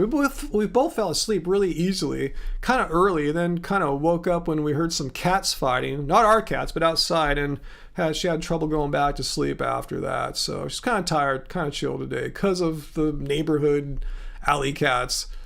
Darn cats. Yeah, I'm relating to you, Heidi. Bedtime for you? Yeah, if I was not on the West Coast, I'd probably be ready for bedtime. I'm pretty tired right now, too. I could probably use a little nap maybe, too. Let's see. Wow, what's that, Corvid Moon? You just picked up a 1.18 liter bottle of 11.7% beer. That sounds pretty high, huh? AJ Vintage, you're blind drunk now. Yeah, we've had too many opportunities tonight to hit the drinks. You know, so many times we had to look at the definition of veganism to make a point, to explain something, to clarify things. You don't want to leave the vegan cult? I'm going to be here a little bit longer. I'm just saying, yeah, I'll make this at least 2 hours. So you guys got me for at least 20 more minutes tonight. All right. Yeah. For me, a live stream's got to be 2 hours, you know, no matter how tired I might be, you know, I should be able to go 2 hours. Oh, VLAM. I think I said yesterday, you asked me this. I said, ask me in the live stream. Can I share with us my drunk training routine? Yeah. It's pretty boring, I think, but, just on an overall big picture, just to give you the big picture of it, and I can go into more like detail, break it down, but there's three super important things in dunk training, and pretty much I think every dunker would more or less agree with this.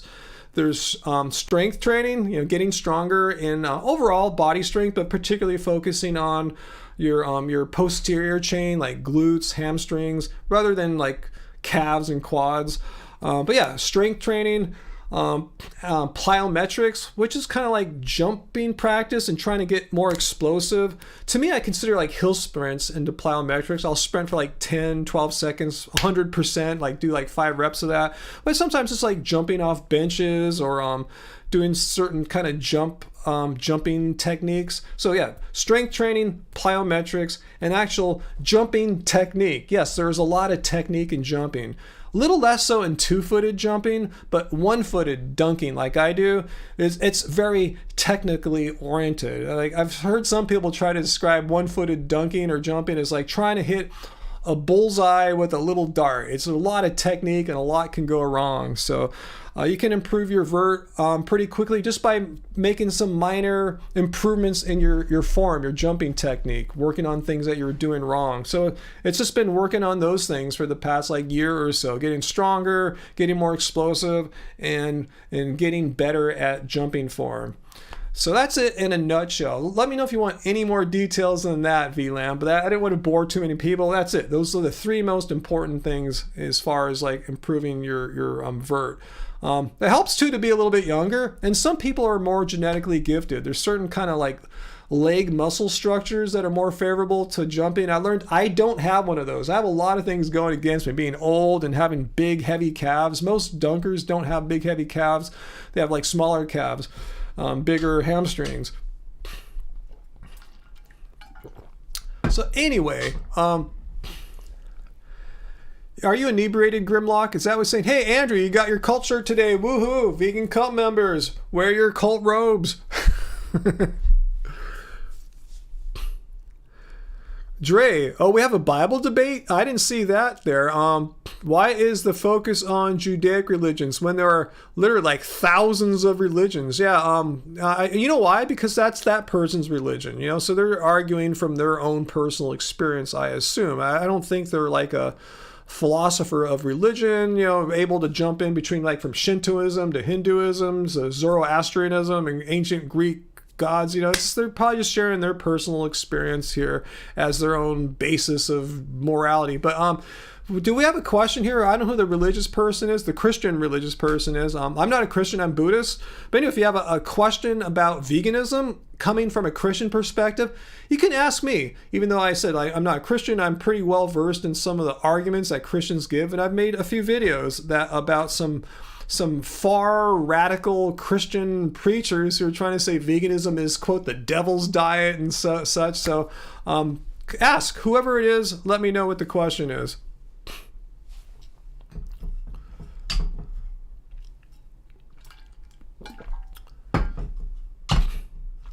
Uncle asks Ryan. Ryan will coach you as to being vegan. That's kind of what these live streams are, huh? Is it Genesis? Genesis, do you have a question for me? Are you here to fight with my viewers, our viewers here in the live chat? Genesis, do you have a question for me? As I assume a Christian vegan, do you have a question for me? I'm the one to be asking. You should be asking the questions to, not hassling our people. There are 2 Streamlab donations? Oh, crap, there were. Hopefully you're still here. Oh my God, I feel so bad when I missed them. I missed Rational Master.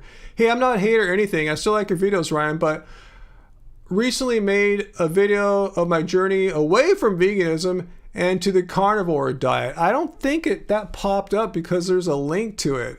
So I don't think did that show up, guys, like 15 minutes ago? Someone trying to like spam our live stream chat with a link to a carnivore diet video. Okay, Leviticus has whole chapters on killing animals. Okay, doesn't Leviticus like say a bunch of stuff though? Like people shouldn't eat fat, women shouldn't do all this stuff. People often use Leviticus as a justification for hating LGBTQ people. I mean, just kind of curious. So what? So Leviticus said something about killing animals. All right. Like what? That like you didn't see the Streamlabs donation either? Yeah, I'm not sure what's up. And no link. Okay, good. I was blinded by those big ones. So someone here is saying, Genesis is saying that there's some mention in Leviticus of killing animals.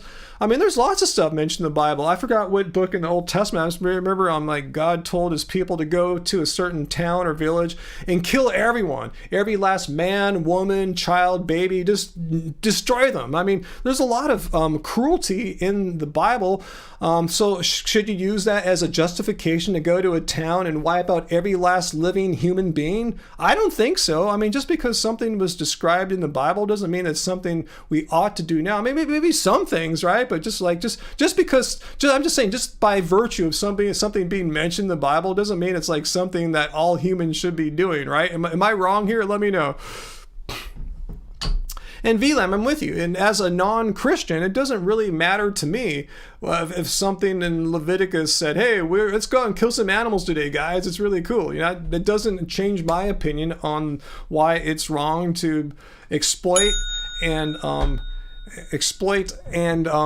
be cruel to animals. And yeah, killing animals, that would quite qualify as cruelty.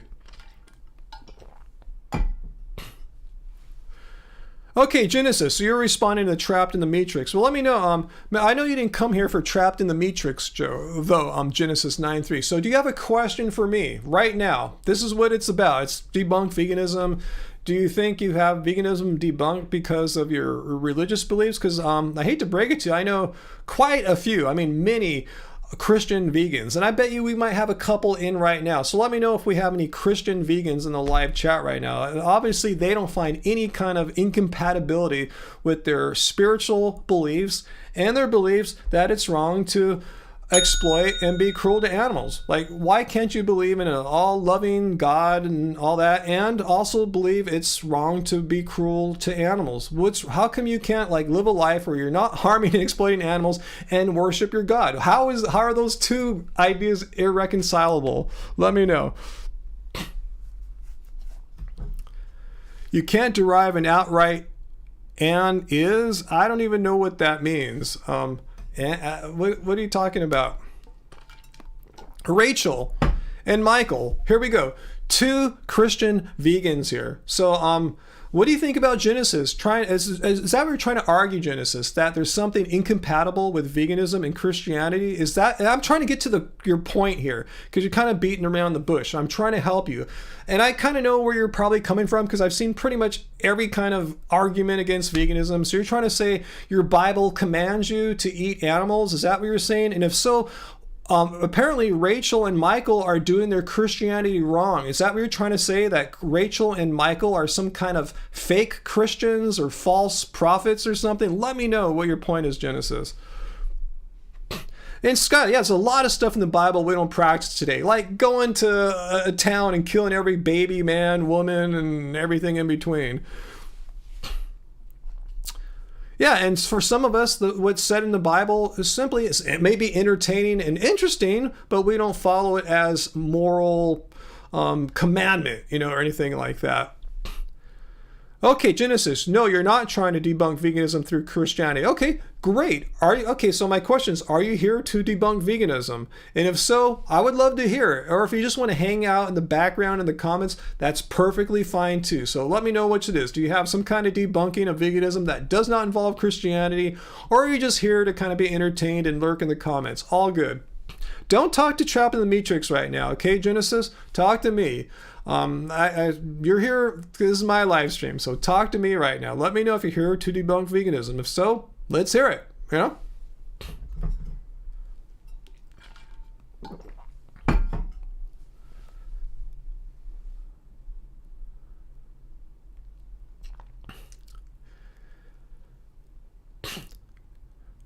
All right, all right, Genesis 9:3. You can't derive an ought from is. I understand these things. I've studied philosophy. I don't understand the context you're making here. So let's get to your point. What are you trying to say? You can't derive an ought from is.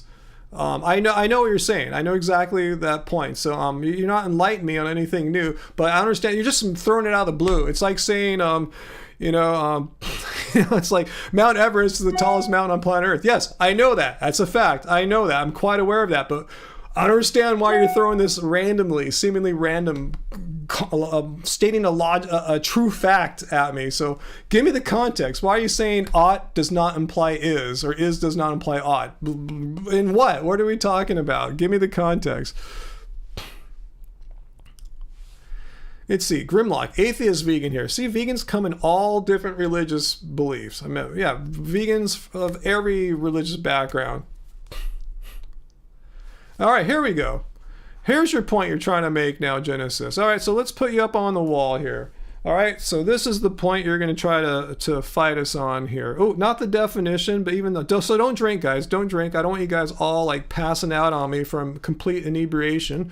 But here's what Genesis wants to argue here. Because animals feel pain doesn't make it wrong to eat them. Well, let's look at I guess we do need to look at the definition of veganism here. Let's take a look here. It's a philosophy of way of living which seeks to exclude as far as possible and practicable all forms of cruelty and exploitation to animals.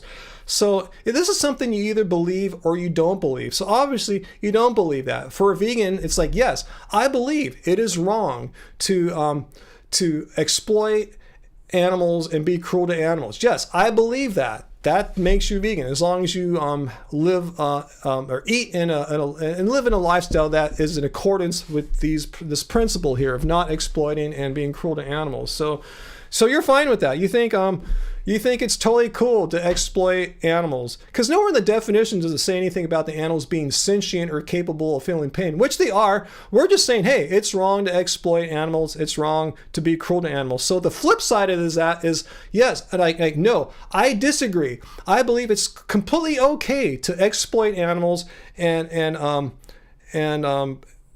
be cruel to animals. So that's what you're saying. Cruelty and exploitation to animals is fine. That's the flip side. That's the converse of that. If you don't believe this, that's the flip side. You're saying, no, you're wrong. It's totally cool to exploit animals. It's totally cool to be cruel to animals. So you're okay with being cruel to animals, right? That's what you must be. There's no kind of gray area. Either you think it's great to exploit animals, or you think it's wrong to exploit animals.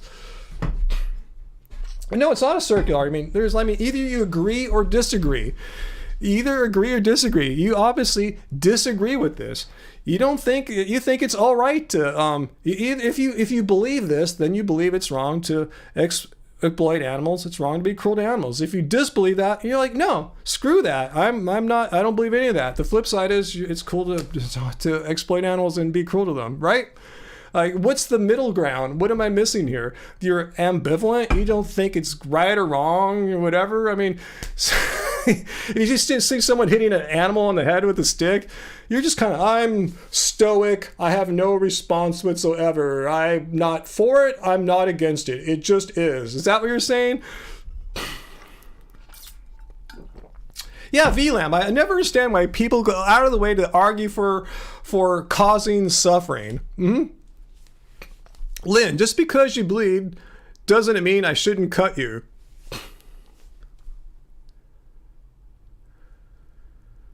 So I don't think it's circular. If you disagree with that, it means you think it's okay. Killing animals for food isn't cruel in the context of you can't derive an ought from an is. Well, here's the whole point, Genesis. Let me add your words to the wall here, so no one can accuse me of taking you out of context or misunderstanding you here. Okay, killing animals for food isn't cruel. Yes, it is, because you don't need to. Yeah, unless maybe, like I've said before, if you're trapped on a desert island and there's no plants that you can eat, or you've eaten all the plants and the next thing you have left is like some seafood, going through and looking for fish or whatever. Yeah, you're trying to survive, but we're not talking about breakdown of society, a collapse of society, being stranded on a desert island. We're talking about everyday life. You have the opportunity, just as much as I have the opportunity, to walk or drive, or if you're not ambulatory, take a mobility assistance device of some kind and go to a store and buy, or have someone deliver it to you. Use Instacart. You have the ability to purchase and consume plants. So killing animals for food is cruel, given that you don't have to. That's the whole point. That's what you fail to understand. Yeah, if you're in a survival situation, you'd have a point. But considering you have the option to go to a store or have a store deliver to you plants or dead animals, I'm not sure how you're saying it's justified. Why is it justified to kill an innocent sentient being for food unnecessarily? I'd like to hear your point.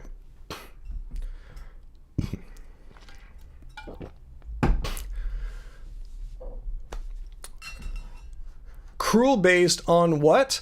How about cruel based on killing an animal? You don't think killing an animal is cruel? Let me get it up here.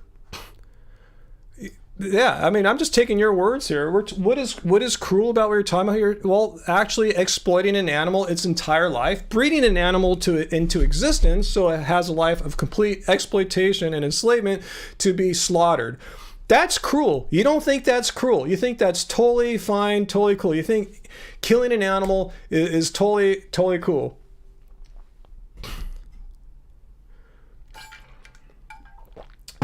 And I don't even have to get into this it or ahs. I'm just trying to examine his belief here that he thinks it's totally fine to exploit and harm and kill animals needlessly, considering you don't have to do that. How do you derive cruel from the fact of killing? Are you serious? Let's say right now, Genesis, I killed someone close to you. Well, that's cruelty, right? I've taken someone's life, someone who didn't want to have his or her life be abruptly ended due to my cruel action of killing it. And that's a living sentient being, a human being. Are you to deny that's cruelty? Well, so it's a human. Well, it's the same thing. Animals are living sentient beings. They're fully sentient. They're fully aware. They don't want to be eaten for dinner by Mr. Genesis, whatever your name is here. I mean, it's the same concept. Needlessly ending a sentient being's life is a cruel action. It doesn't matter if I'm shooting a loved one of yours, or if in a slaughterhouse a cow is being shot or having its throat slit. It's cruel. Well, here's the thing. As far as possible and practicable, all forms of cruelty and exploitation to animals. You said, is it cruel to kill an attacking dog? Like I said, we're not talking about like survival situations, like being trapped on a desert island. If I was trapped on a desert island, my number one goal in life would be to try to eat as many plants as I can to survive. If that were not possible, my goal is still to survive. My goal is to get back home to my family and get back with them. So if I have to maybe eat some seafood or whatever to survive until I get rescued, I would do so. But that's only a life-threatening situation. Same with a dog attacking your leg. You would do whatever you needed to do to get that dog off your leg. Yeah, you might have to hit it or whatever you might need to do, yell for its owner, but we're not talking about that. We're talking about making choices as far as going to a market. And this is not being trapped on a desert island. Going to a market is not akin to having a dog stuck on your leg with all its teeth. We're talking peacefully going to a market and intentionally deciding to buy the products of exploitation and cruelty, animal products. That's the whole difference. You can't equate eating plants or meat with like a dog biting your leg.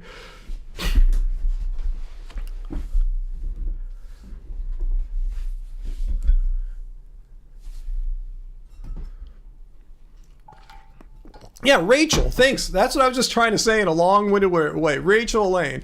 There is a difference between protecting your own life and intentionally killing a living sentient being who does not deserve to die, does not want to die. That could be, like I said, a loved one of yours. It's wrong for me or some crazy murderer to come and take the life away of one of your loved ones. Same thing. There's no moral justification for that. And there's no moral justification for needlessly taking the life away from a living sentient being so you can eat it when you have plenty of healthy plant options or unhealthy plant options if you want to be an unhealthy vegan. There's no one forcing you. There's no ought is. I'm just, you keep bringing this point up, ought is. I'm just saying you somehow find it justified in your mind that animal cruelty is okay. You're fine with animal cruelty. I should say needless animal cruelty. I mean, like I said, if a dog is on my leg trying to kill me, I'll hit it. Is that cruelty? No, that's defense. The dog's already trying to kill me. You know, there's an attack going on and I got to do something about it. I'll hit the dog or whatever it takes to get the dog off my leg so I don't die. That is nothing like going to a supermarket, though.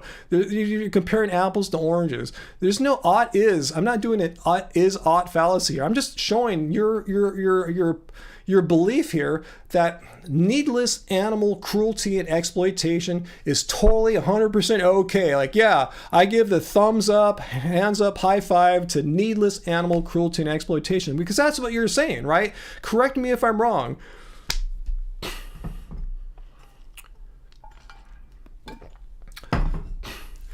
AJ Vintage, what does ought versus is mean? He's trying to say there's like an ought is fallacy. I haven't studied this for quite a long time, but just because something is the way doesn't mean it ought to be that way. Let's say like just because like anti-vegans use this all the time. Just because like we eat meat now, that's how things is.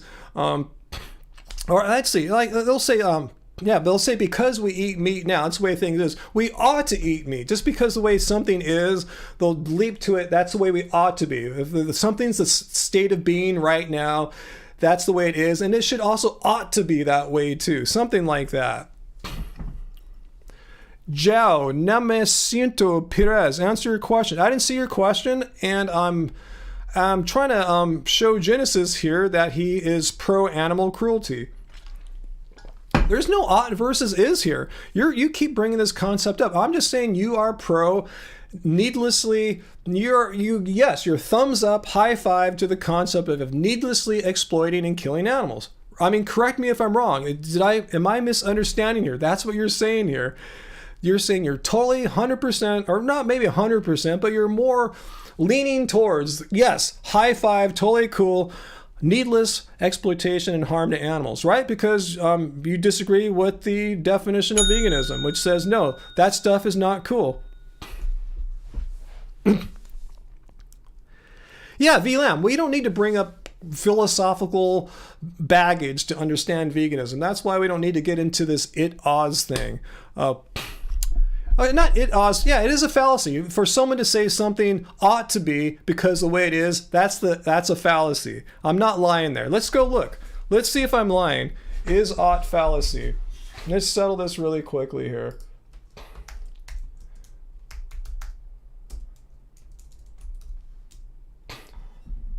Here it is. Is ought fallacy right here. Can we see it here? The is ought fallacy occurs when the assumption is made that because things are a certain way, they should or ought to be a certain way. That's the is ought fallacy. So let's look at him right now. He just said I'm lying. So let's put this up here. So I just proved that you are wrong, my friend. You're just wrong on so many points here. So let's make sure I'm not taking you out of context here. You said is ought isn't a fallacy. It's a philosophical problem. Right here from the Department of Philosophy from Texas State University. The is ought fallacy right here. Read it and weep, my friend. The is ought fallacy occurs when the assumption is made that because things are a certain way, they should be that way. I understand philosophy. Have you studied philosophy, my friend? I told you, I was a PhD student dropout. I left, I took a year's leave of absence and I turned it into like what a 25 years leave of absence. So drink up, you are wrong, okay? Don't try to tell me what is or is not a fallacy. I've studied this crap, all right? And it is a bunch of crap.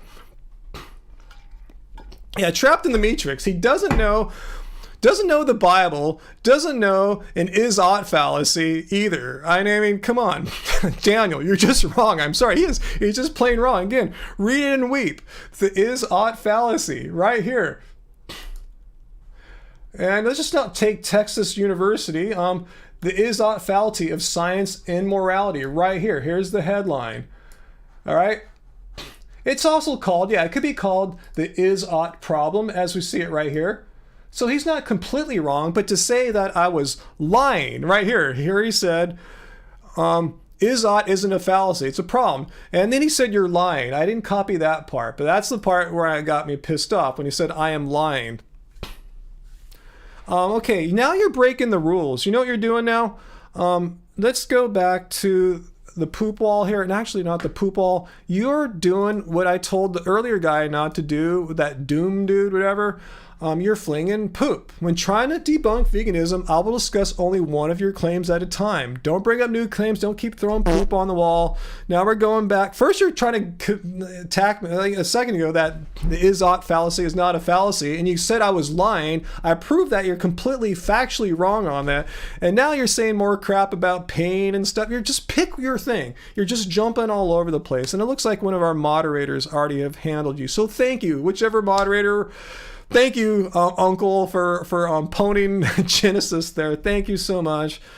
That's so great when someone says I'm lying, and I can prove within 10 seconds that there is such a thing as an is ought fallacy. It's a well-known fallacy. Yeah, it's a problem. It's a fallacy. It's a fallacy a lot of people use. Just because something is doesn't mean it ought to be that way.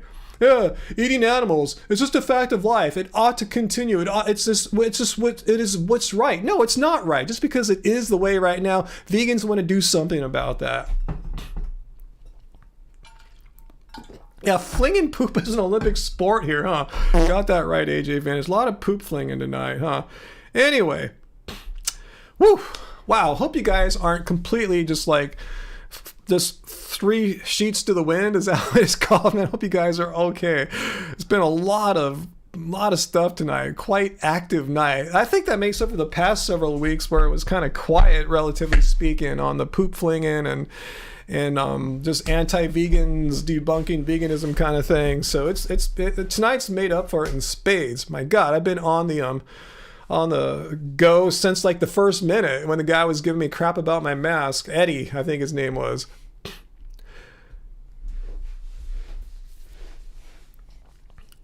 Actually, Eddie, oh, I don't think I can show it. Let me try. Eddie made my Twitter. His mean comment to me was so great that I used it as a Twitter post yesterday.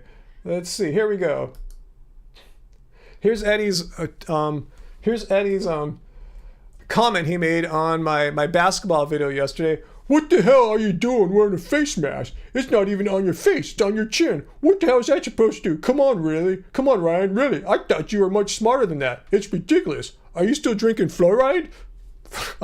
Don't avoid my comment. I am awaiting your answer. Like, what the hell does that mean? So I say, hey, anti-masker, I'd like to know why you feel you have the right to tell me what I can do and can't do with my body. I will wear wherever I want to the gym. Low tops for basketball. A lot of players think low tops are horrible. I'm gonna wear low tops because I want to. Put some color in my hair because I like K-pop. And a mask. Or do you guys not believe in freedom of choice? So Eddie, I just wanted to let you know you graced my Twitter feed as your post is so crazy. I had to share it with the world. Okay, Joe Nascimento Perez. I'm ready to answer your question. I apologize I didn't see it earlier. So if you have a question for me, if you want to debunk veganism, I will answer it for you. So all I see now is why you always use the term anti-vegans like we hate vegans and kind of using plain victim card. No, I'm not saying every person who is not a vegan is an anti-vegan. For instance, my mom, she's not a vegan. She's not an anti-vegan though. She's cool with veganism. We'll take her to vegan restaurants. She's loved it. Anti-vegans are a very specific breed of person. Yeah, what they have in common is, yeah, they're not vegans, but on top of that, they have a hatred for vegans. They come out and attack us, personal attacks. They spread misinformation about veganism. That's what I'm against. But yeah, people who are not vegan like my mom, they're fine. I love my mom. You know, she's not an anti-vegan. She's cool. You know, she's not a vegan, but I have nothing against her. You know, so anyway. What's your point, Zhao, about you don't like? According to you, I'm not allowed to use the word anti-vegan. So, like my friend Eddie, who didn't want to allow me to wear a mask at the gym, you're trying to restrict my freedom of speech here. You don't want me to use the word anti-vegan because it triggers you. Is that what you're saying, Zhao? I'm not allowed to use that word. Remember, I don't know where you live at, Joe. I live in the United States. It's a free country. I can say what I want. I'm not harming anyone or anything when I say anti-vegan. So please let me know why, like Eddie, you feel like you have the right to restrict my freedom of choice when it comes to my word choice when describing a certain breed of people who hate vegans. Let me know why I am not allowed to do that in your opinion.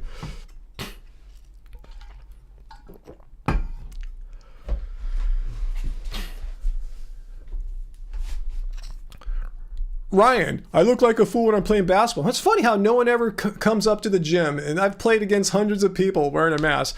But you, I really don't give a crap. I really don't care if you think it looks foolish. Say I dyed my hair fluorescent purple and put black polka dots in them. I'd probably look pretty silly, and I really don't care. It's a free country. I can do what I want. If I want to dye my hair fluorescent purple and pink and polka dot, I can do it. If I want to wear a mask when I go to the gym, I can do it. Why can I not do it? Just let me know, Ryan Young. Why are you giving me crap? Why are you harassing me about my free choice as a free person in a free country to make a decision about my body, be it my hair color or a mask? Why does it concern you? Why do you give a crap?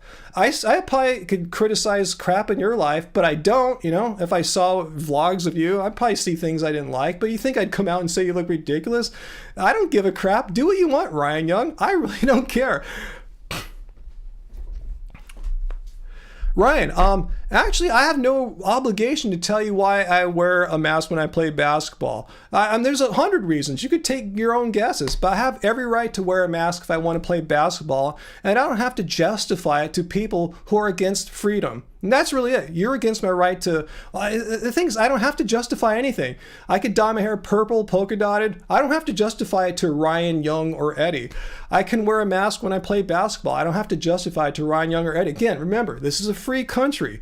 I'm a free person in a free country, and I have the freedom to make choices about what I do to my body, be it my hair color, the kinds of basketball shoes I wear, if I want low top versus high top, or if I want to wear a mask when I play basketball. It's a free country. And why do you feel like you have any right to tell me what I should or shouldn't do? Do you want to be a fascist of some kind? Let me know why you think you have the right to harass me. Just curious.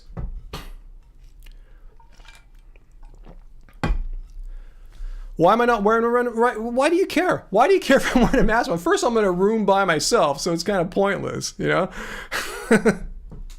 Killing them with the mask. That's it. I'm going to go. The mask gives me superpowers. One reason for wearing the mask, Ryan Young and Eddie, if you're still watching, there's a mode in athletic training known as like, I think it's like oxygen deprivation. That's why a lot of athletes, particularly like in endurance sports, like cycling and running, will train at higher altitudes where there's less oxygen to inhale. Your body makes adaptations to become more efficient at processing the limited oxygen. And then when you're exposed to full sea level oxygen, or you take a mask off, you're like Superman. You have extra powers. Your body is like so efficient at working with limited oxygen. When you give it a full dose of oxygen, you're kicking ass. So that's one reason right there. It's a well-known training modality. So you're not allowing me to do that because you get triggered. You see a guy wearing a mask. Oh my God, freedom. It means like government fascism and takeover, blah, blah. No, it can mean 100 different things, and I don't have to explain it to you. It might be hilarious to you, Ryan, but it's no coincidence I started dunking recently. And that was part of my training there too. So you can't knock it. You notice when I'm dunking, I have the mask down. I should just took it off, but it's down. I'm getting the full blast of oxygen. So you can't knock it. It worked for me. I was able to dunk. I was, after having my body adapt to a lessened oxygen training situation. It's not called criticism, Ryan. It's called harassing. You're asking me in a harassing manner. You're not asking me in like you really want to learn. Like, oh, that's cool. Why are you doing that? High five. Good for you, brother. No, you're asking me in a harassing way. There's no, I can tell how you're asking. You're totally against what I'm doing, and you're trying to harass me, trying to make me feel bad, like I'm doing something wrong. Right, Ryan? Tell me if I'm wrong. You're trying to make me feel bad and or like I'm doing something wrong. Correct me if I'm wrong there, Ryan Young. Yeah, and I also like to wear the mask too. As Van Moyman says, this is true. People are smelly. When people are playing basketball, they're sweating, they're stinky. They eat meat, they eat garlic, they smell like crap. I don't like to smell guys' BO all the time. I don't like to smell freaking garlic oozing off their backs and stuff like that. It's my choice to wear a freaking mask. There's my free choice. Why are you giving me crap? Why are you trying to harass me for making a choice that benefits me? It wasn't a medical mask. That's the thing. People say my mask was not even an N95 approved mask or anything like that. So it's not even a medical mask. It's just a light mask. But anyway, that doesn't even matter. I can wear what I want. No player has ever said, hey, I'm not playing with this guy wearing a mask. I'll beat them with the mask on. I'll beat them with the mask off.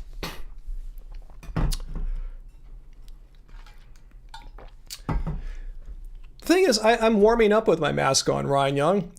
And I keep the mask on when I'm playing. I just keep it on while I'm there. It doesn't matter. Like today, I didn't play anyone. I had no contact sport. I was just doing drills by myself. My mask was on. When I play games, the mask is still on. In fact, most of the time when I'm at the gym playing basketball, I'm not playing with other people or against other people. I'm doing things on my own. I'm warming up. I'm doing drills. I'm doing plyometrics. The mask is on. Yeah, if I'm running out of breath, I'll pull it off. I am the manager of my mask. I can leave it up. I can pull it down when I want some more air. I can do whatever I want. It's a free country. I can pull it and just have my nose exposed to the air if I want. Do whatever I want. Ryan Young, wear a fur mask, man. I'm not a politician. I don't create mandates. I think I'm a simple human private citizen. I'm not the governor. I'm not a mayor or anything like that, so I'm not. Why are you putting mask mandates on me? I'm doing this for myself. It's my own personal decision. And see, this is the thing, you guys bring up all this baggage, you anti-masker fools. You think about mandates. I'm not a governor. I'm not a politician. I'm a simple private citizen who makes music and vegan-oriented YouTube videos. So don't blame mask mandates on me. I have nothing to do with that. It's a personal decision I made for myself. Why do I have to justify myself to Ryan Young here? It's my choice, my body, my doctors, my everything. You have no say in this crap. And if you think so, you can start your own fascist government.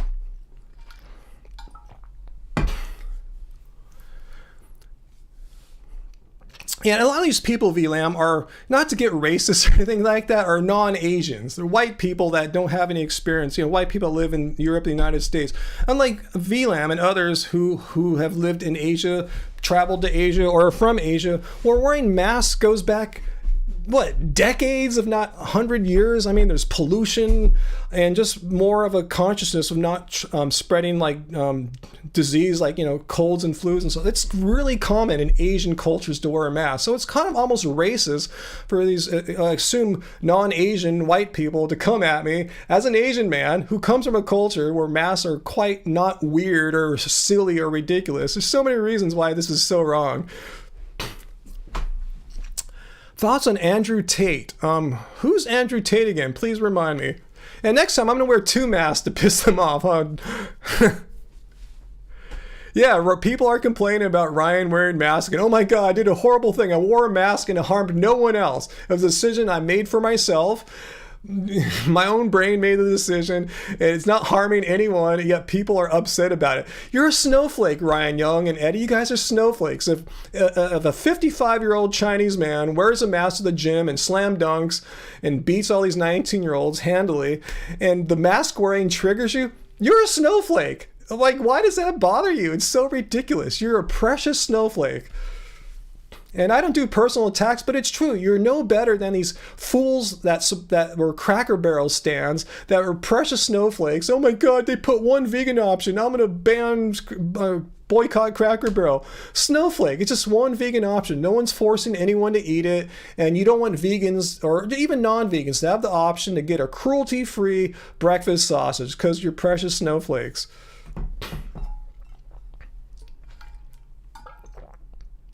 Yeah, Dr. Bear, people come back here complaining that I wore a mask. Like, God, oh my God, the sky is falling. All hell's breaking loose. Ryan, an adult Asian man, wore a mask to the gym. Oh my God, I don't know what to do now. Ah!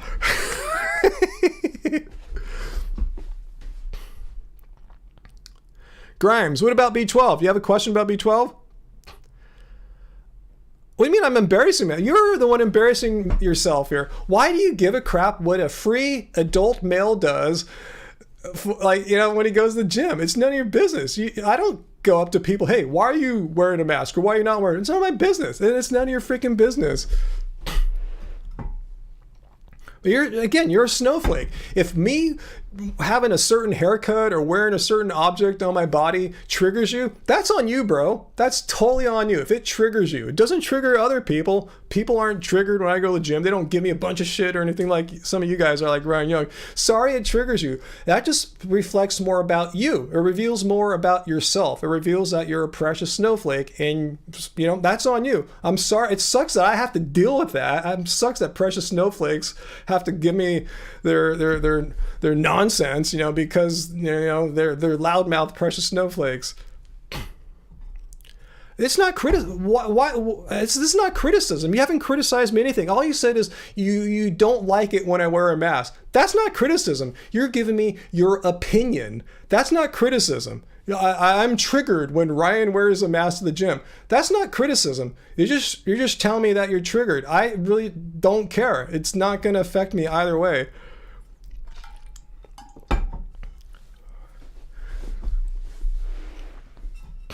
Cheese flakes are worse. Stop crying, lol. No, I'm not crying. I'm asking you to stop being a precious snowflake and let a free person in a free country make his own decisions about what he's going to do. Decisions that don't harm a soul out there. That's what I'm trying to say. Just, you know, I understand why you feel like you have the right to harass me. Please explain why you have the right to harass me. You don't. Hey, Ashley. Thank you. Anyway, we're going to put Ryan Young in timeout. We've devoted enough time to this nonsense.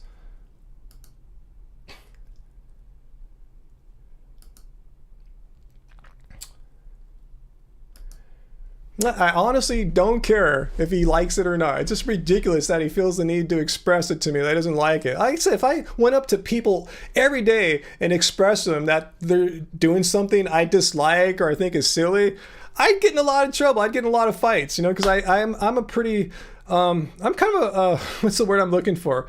I can get kind of testy. I can get annoyed by people quite easily. So I've went up and told people that things about them that bother me in real life. It wouldn't be a good thing.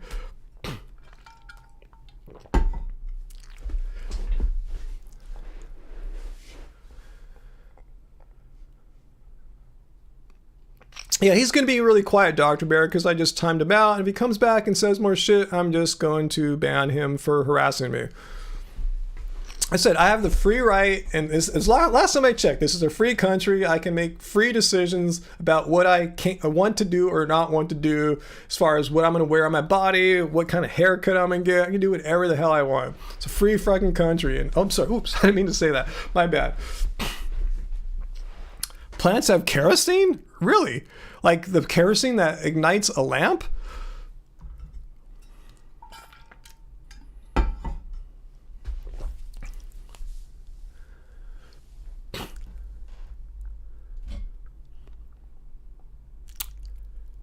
Yeah, it's my stream, my rules. And one of my rules is, if he is still watching, Ryan Young, stop attacking me. Stop harassing me. All right, number one here. Don't come here to harass me. That's not what this live stream is about, to harass me. Well, I'm just offering criticism. No, you're harassing me. You're giving me your opinion why you dislike something. That's not criticism. That's just sharing your personal opinion, which I could care less about.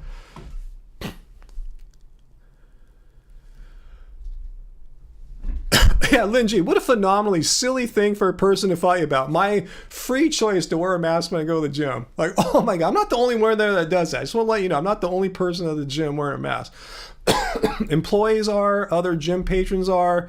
You know, I'm far from the only one.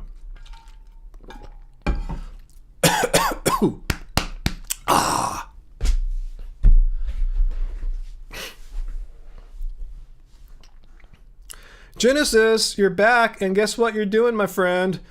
Let's look at the rules here. I'm trying to debunk veganism. I want to discuss one of your claims at a time. You are throwing poop on the wall. I just brought up a new claim. Now you're talking about beta carotene and United Kingdom women. You had your shot. You had your shot with the Bible. You had your shot with the is-ought fallacy. We're not going to answer one thing at a time. Don't keep bringing up new claims. Don't throw poop on the walls. You will be timed out and you will eventually be banned. Do you understand that, Genesis? All right? You keep throwing poop on the walls. Poop, poop, poop. Just no more. You've already thrown with at least 3 kinds of poops on the wall. You had your opportunity. If you want to come back next week and talk about something, you can. All right? But we can't devote all my time to answering one question after another, after another, after another, after another, after another. That's why we don't allow people to throw poop on the walls. You got it?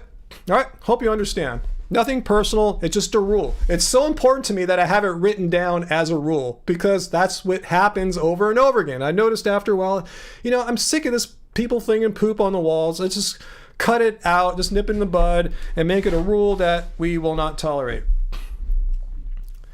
Such a gassy live stream, huh? Andrea, yeah, here's what I don't like, harassment. I'm kind of sticking up for people like this too, Andrea. People were wearing masks before COVID.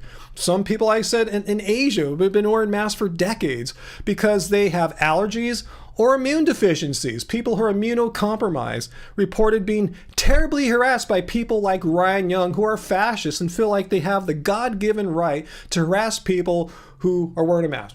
They're, for whatever reasons, the people who do that are awful, evil things. Yeah, exactly. That's what I'm sticking up for. Like, why do you feel like you have the right to harass people who are wearing a mask? Where in the laws of America do you get that from? Let's see. Ashley, I made your night better. Well, thank you, Ashley. I'm glad. I'm here for all you guys. Like I said, I think that's what helped me slam dunk. Just training in an oxygen-deprived environment. I can't afford to travel to, like, say, spend like a week up in Denver or something like that, mile high. But I can do things like, put a mask on when I'm doing some cardio work.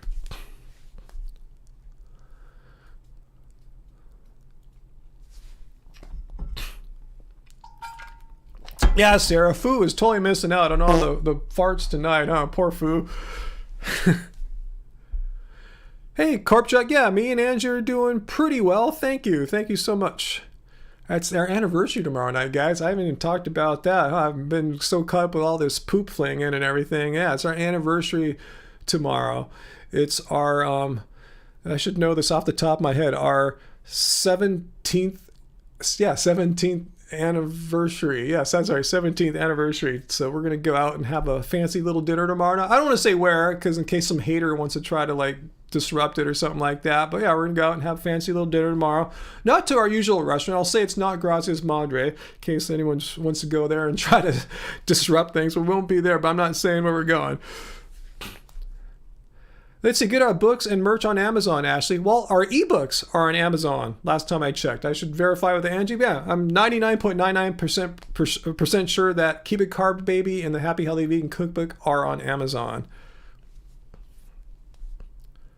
Yeah, masks don't really block oxygen, Uncle, but they reduce how much you can breathe. I know this for a fact because when I pull the mask off, I got way more air, and then I can go for a big dunk, or not a big dunk, but I can leap higher, Anyway, but thanks for the happy anniversary wishes, guys. Yeah. I got to block all these anti-vegans and stuff out tonight after this live stream and get into anniversary mode for tomorrow. Yeah, Uncle. Yeah, you were at our wedding, huh? I was here in Long Beach on the Queen Mary. Have you guys heard of that historic ship? We got married on the Queen Mary. Well, pretty much the landmark icon of our city here. Ryan Young, that was fun seeing your butt hurt. Have a good night, Law. No. I didn't have any butter. Again, don't reverse it, Ryan. You're the one triggered. Just admit it. Seeing a free person freely decide to wear a mask to the gym triggers you. And again, that reflects more about you and your inner psychological issues than anything it says about me. Your average person does not get triggered when they see me at the gym with the mask on, but you do. You're not an average person. You get triggered by it, Ryan Young. So don't make this about me. Understand this is you. This is not a normal reaction that a normal, healthy human has to seeing a man at the gym wearing a mask. Most people are not triggered. So you might want to understand what's causing these issues. And I say this with all sincerity, maybe seek some professional help, because that is not a healthy, normal reaction to have towards a fellow human being. Just leaving you with that, all right? And Ryan Young has been banned, I think, by Uncle. So bye, Ryan Young. Thanks for playing. But I'm sincere about that. You might want to seek some help to understand why you are so triggered when you see a free individual make a free choice about wearing a mask to the gym. That is not normal. I can speak that firsthand. I've been to the gym so many times with a mask on. No one gives me any crap there. Just weirdos online like Ryan Young.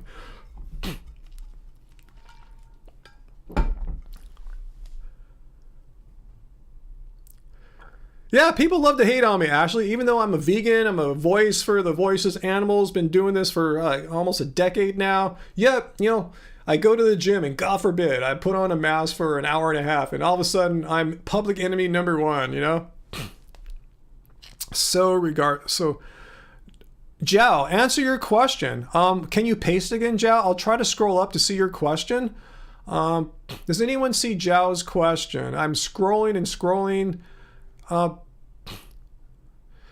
Jao asks, if someone tells me to wear a mask, I have all the rights to put that person down? Who's telling you? Like I'm not a governor, so don't ask me this. I'm just a guy. I'm an independent man, just like you probably are a person. I'm not passing laws. I just go to the gym and put a mask on. So whatever happens in your world, in your life, that's on you. I don't know. I don't even know where you live. I don't know what it's like there. So I don't know. I don't know how to answer your questions. If you want to ask about veganism, totally cool. But to ask about should you wear a mask where you live, that's not my decision. I'm a musician. I'm a vegan content creator, vegan activist. I'm not the person to ask that. It's like asking your car mechanic about that. It's not the right person.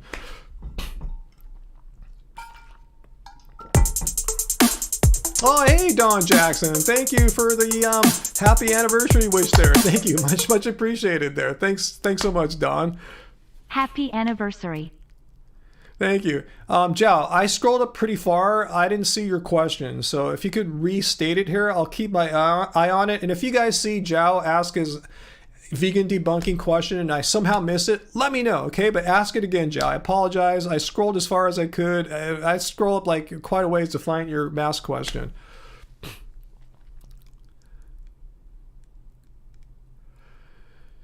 Yeah, Grimlock. Haters are just going to hate. Ryan's the cult leader, Uncle says. That's why I get targeted, because I'm the vegan cult leader. That must be it. I know you're joking, but it's true, you know? Anyway, what did I miss here? I missed an all... What's the all black rules there, Sarah? I missed that. What's the context of that? Corvid Moon. People already have been hating me for wearing primarily all black. People's trivial hatred makes me want me to be myself that much more. As I'm saying, yeah. Like, say I dyed my hair a color that these haters don't like. Who cares? You know, I often wear a lot of black too. I'm a musician. You know, we wear black. You know, I'll wear black shorts, black, you know, shirt. I'll probably wear that tomorrow night when I go out, you know.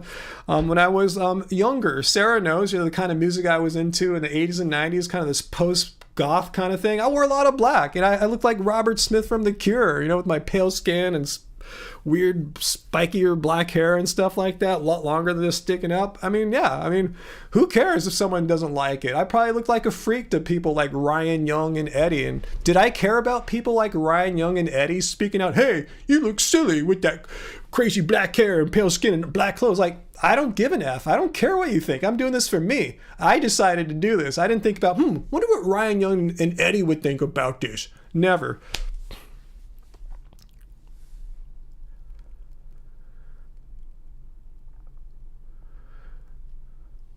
Yeah, Lynn G. Since when does stating a counterpart equals butthurt? I know. They feel like they have the freedom to express all their hate and harassment all they want on anyone they feel like. But as soon as you respond to them, it's called butthurt. But no, they're the ones, when you get down to, if you want to use these keywords, it's triggering.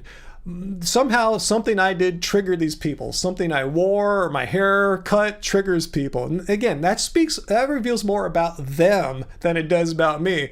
There's nothing inherently triggering about looking like Robert Smith like I did in 1990. There's nothing triggering about wearing a mask to the gym like I did this week. You know, it's just people get triggered, and they have problems. They have issues.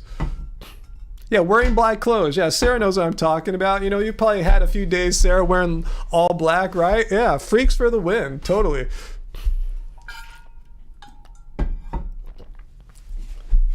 Yeah, Dr. Bear. Yeah, there you go. There's a group of folks who relish in making others upset for some reason, rather than actually engaging in ideas, which this live stream is all about. You know, so when we identify those type of people, yeah, they're gone. It's no coincidence that Ryan Young first timed out and then later on blocked, because we saw he wasn't here to engage in ideas. He was here to harass. And when I made an objective response, calling him out on his like fascism and his self-proclaimed or self-entitled need to harass others, yeah, then that's the butthurt, you know, whatevs. You can't win with people like that. Yeah, I think that's right, Uncle. I'm not a psychologist or anything like that, but yeah, you're possibly right there. Their insecurity causes their triggering upsetness. I think that's it. They probably, like, those are usually people who are upset. When I used to look like all goth and Robert Smith, people that said crap, they were just insecure people. Look at me. These guys, like, you know, they all look like Led Zeppelin and stuff like that. You know, they saw someone who was different. Oh my God, look, he's different. You know, let's give this guy crap because he has pale skin and dark hair. You know, you know? It's like that. They have insecurities. Like, they feel threatened when they see someone who looks different from them. Same thing with vegans. You guys know it is. A lot of people get upset and triggered because of their insecurities when they see people like us who are doing just fine, not consuming animal products, not participating in all the cruelty and exploitation. Triggers some people. Joe, let me see your last comment. Let me see if Joe, you're gonna have to paste it again. I can't scroll up there forever, Joe. So if you want me to see your question, you should do it quickly. I've been on quite a long time. If you want me to see your question, I suggest you either type it or paste it in within the next minute or so. Let's see, Ashley. Ryan, you live in a nice area. If you were poor, don't you think some type of people would treat you worse? Not sure what you're asking there, Ashley. Treat me like right now as this Asian vegan? Like, what are you asking? I'm not sure if I fully understand your question there, Ashley. So maybe fine tune it a little bit more for me. Sarah, all black except for your tights. I was known for wearing crazy tights with my all black stuff. You had some great capes. I never had a cape. I did go to a lot of goth clubs like Helter Skelter here in Hollywood, but I never had a cape.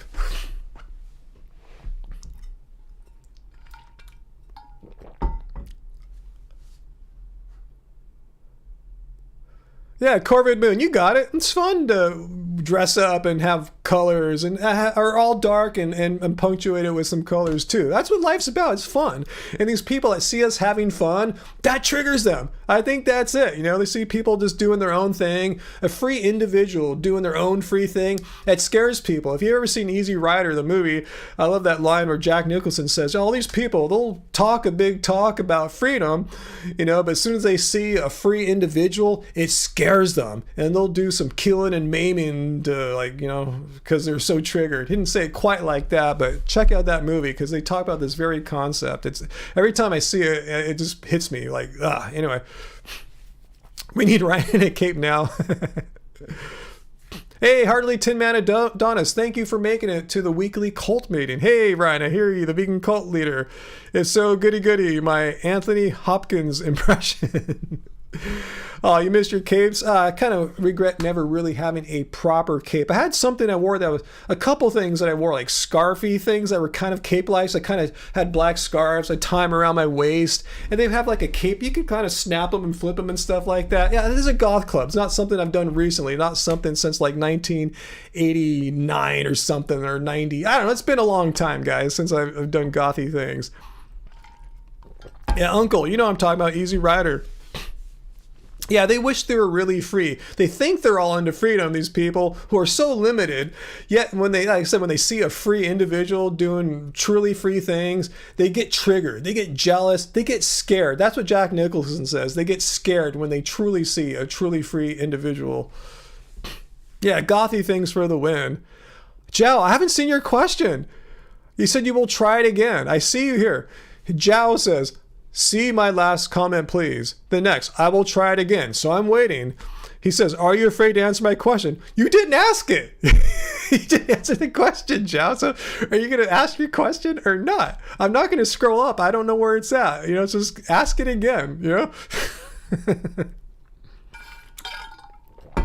Yeah, Skylar, if everyone was the same, the world would be a boring place. I couldn't agree more, but I think these people who are, you know, scared of seeing free individuals don't want that. They want everyone to be like themselves, either to not look goth or to not have a mask on at the gym or whatever. This is very weird. There's nothing weird, Joe. Just ask it one more time. I promise you I will answer it, Joe. So if you know how to copy and paste, you can do that. If not, maybe type it in again. In this time we've been waiting, you could have typed it in several times. So one more time, Joe. Just type it in. Write it in. You don't even need a super chat. Just type it in. I'll be looking for your purple icon there. Type it in, Joe. You would like a vegan cult member tee. Well, let me find you the link for the vegan cult member tee if I have it here. I should have had it ready. Oh, man. Oh, you know what? Let me get the link from Angie. She sent it to me last Friday. So let me just go into my chat here really quickly. Okay, where is it? Yikes, where is it? Ah, crap. Okay, I'll go to our website then. Let's just go there together. I'll go there together and we'll find it. Okay, browse the web. Joe, you better get your question answered here, or asked. Let's see, that's the wrong one. Okay, here we go. Vegan cult member. Here's the vegan cult member tees. So if you want it, let me paste the link into the live chat right now. There we go. Here's the vegan cult member tee if you want to get one. We have them in several colors, as you see too. Not just the green, but we got what black, green, blue, and red, and a variety of sizes too. So yeah, these are cool. Just show your pride of being in an actual vegan cult here with the vegan cult member shirt.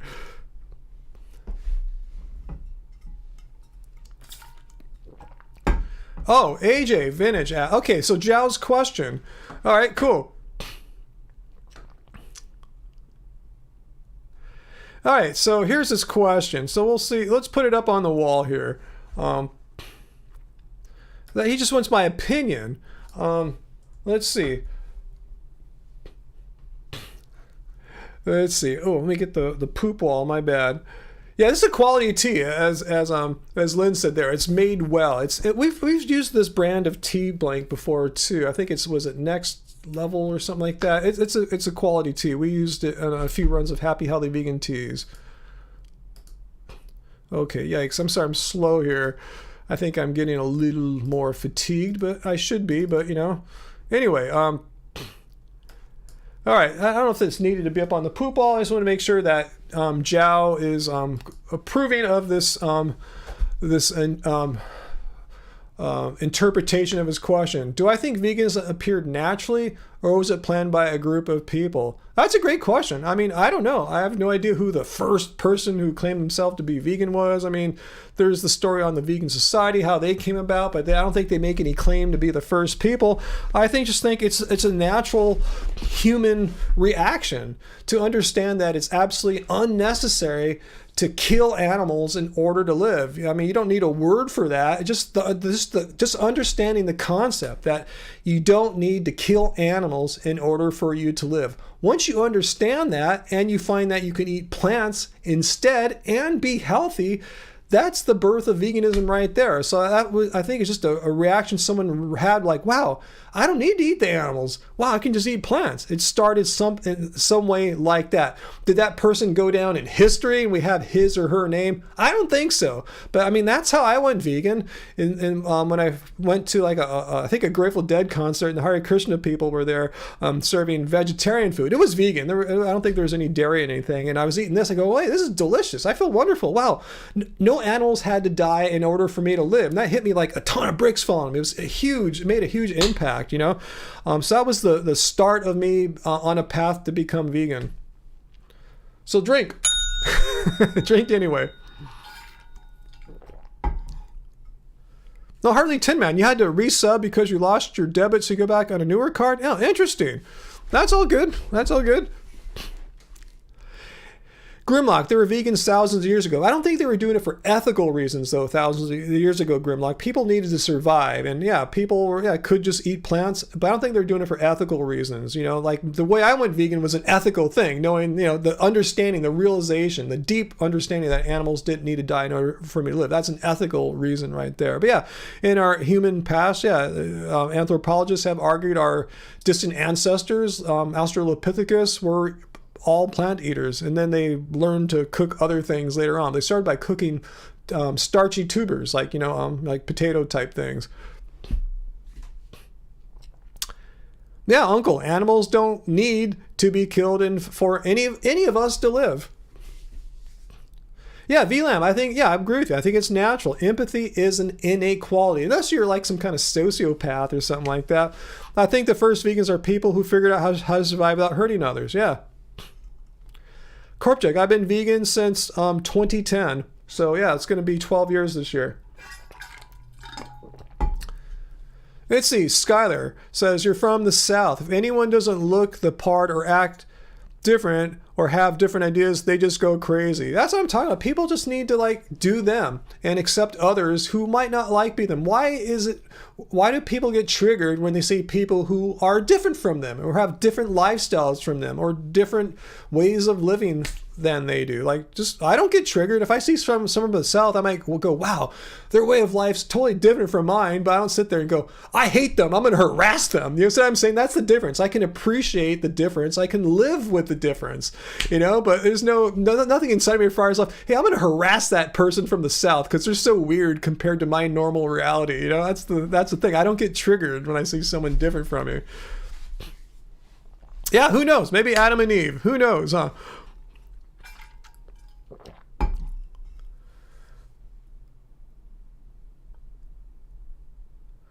Non-available. You can't hear any sound? Interesting. Hit refresh. You guys can all hear me, right? So non-available. You might want to hit refresh on your browser. Make sure you don't have mute on, that little speaker icon on the bottom of the video in the YouTube player. Check that out, possibly. Let's see.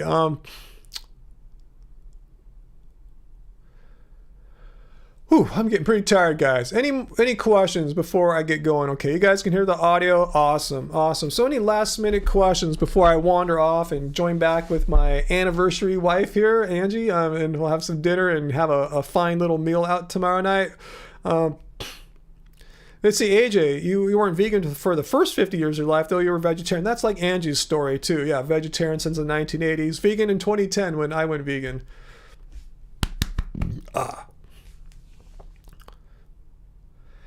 Yeah, according to the Old Testament, yeah, I thought, what was that, Genesis 1:19? Yeah, I said basically eat all the plants, so it sounds like the Garden of Eden was pretty friggin' vegan.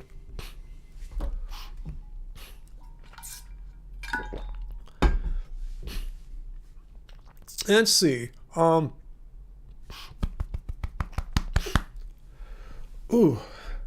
What's that, vegan Moyman? The primal diet had 20 grams of fiber. I guess they're eating a lot of plants, huh?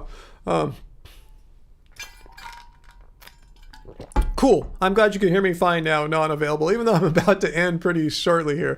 That was a pretty spirited show tonight, Sarah, more than I had bargained for. I was kind of tired. Basketball today, just workouts. I didn't play any games, but I was tired because I went surfing last evening, and then the evening before that, I went paddling. And then the day before that, I was at the gym. I did the dunking, played the basketball, and the day before that, I did a pretty good workout here in the home gym. So I'm kind of beat. I need to take a little a physical break, and which I'll probably do tomorrow on our anniversary. Perfect timing, huh? I don't want to be all tired tomorrow. Just drinking water, simple water.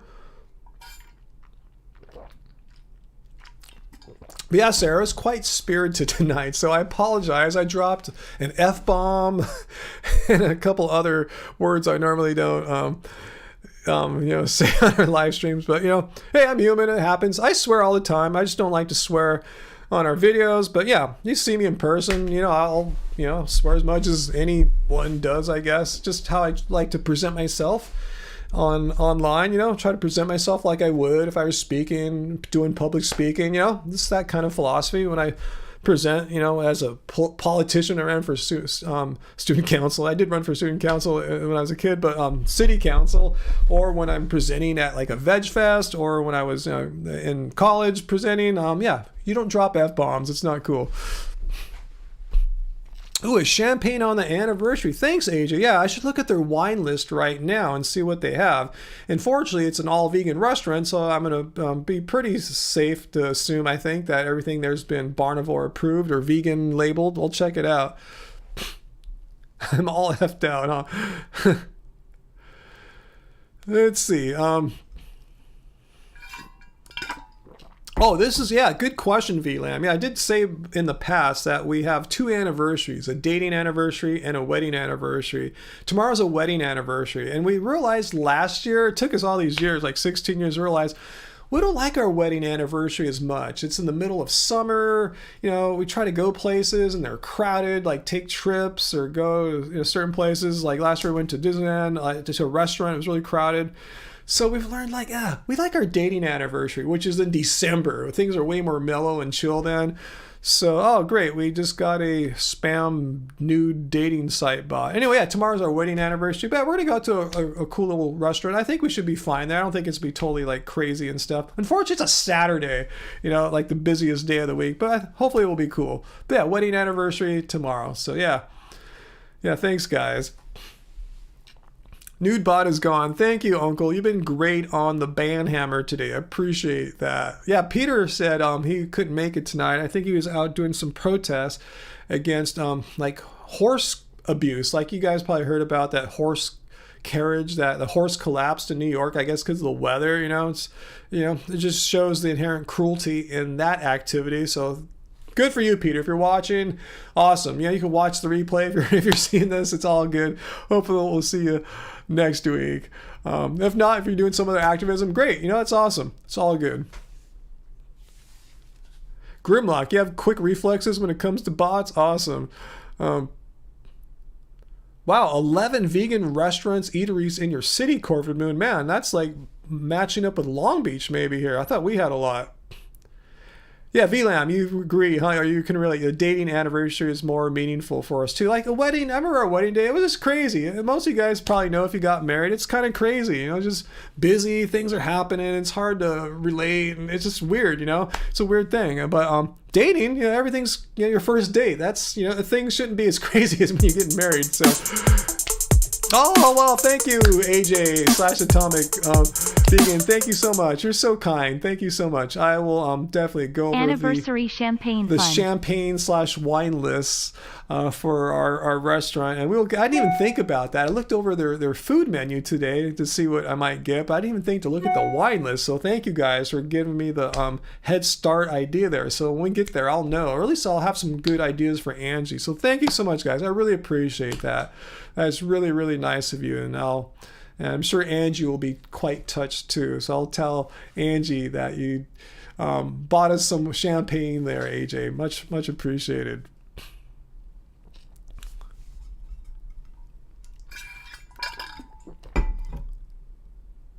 Yeah, I feel like with you too, VLAM. Our wedding was kind of more done to satisfy others, but and our wedding date was kind of chosen by my mom. She wanted it done in a certain kind of time frame, or I forgot all the details. I could have pushed back, but I kind of just went with it.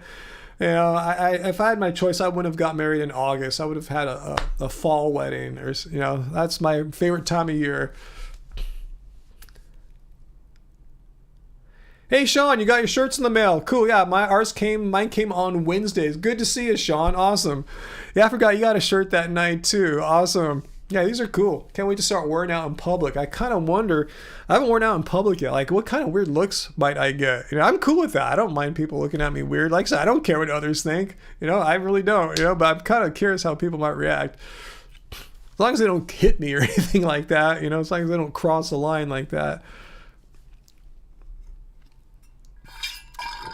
Okay, Corvin Moon, you're from Calgary, Alberta, Canada. You have all those vegan options? Man, veganism is winning, huh? And that's where cheap, lazy vegan is. I didn't know that. Wow. She has a cafe too? So I don't know too much about her.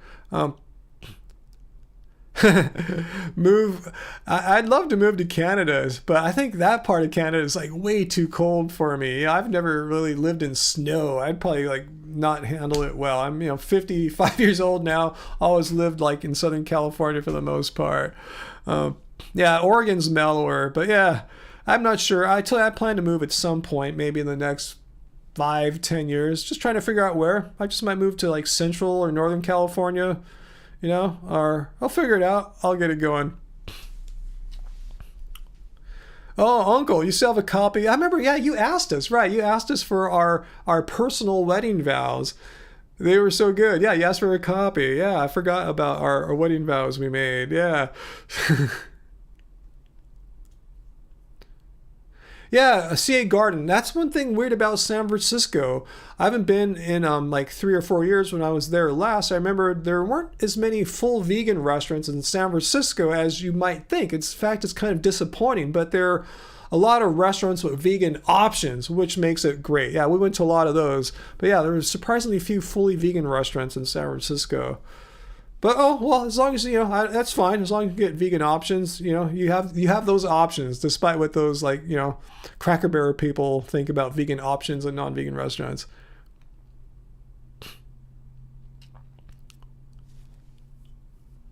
Grimlock, really? Is that so in northwestern Pennsylvania? Wow.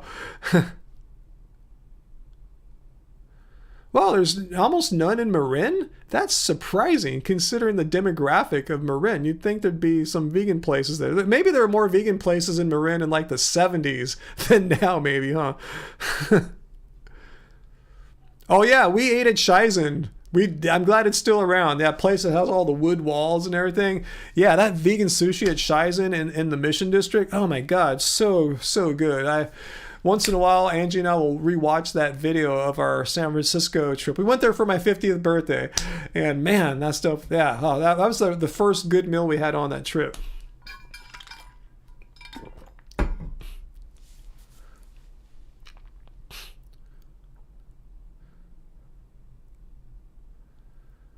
Yeah, wood walls. That's I can remember the mood there. Kind of low light. We went at night times, kind of dim, kind of romantic. And what was cool is our server knew who we were.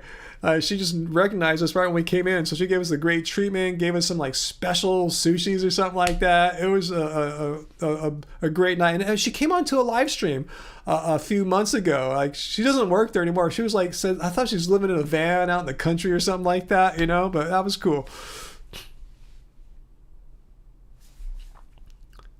Yeah, I spent some time in Marin. I had a friend who house sitted for an attorney, had a really nice house in Marin, so I'd come up and spend like a week and, you know, just kind of chilling in the house, and we'd go on little trips, go to Sebastopol, go to the Russian River, and, you know, take a canoe down the river and stuff like that, just fully living the Marin lifestyle. I loved it, you know. I thought it was you know, so beautiful and chill up there.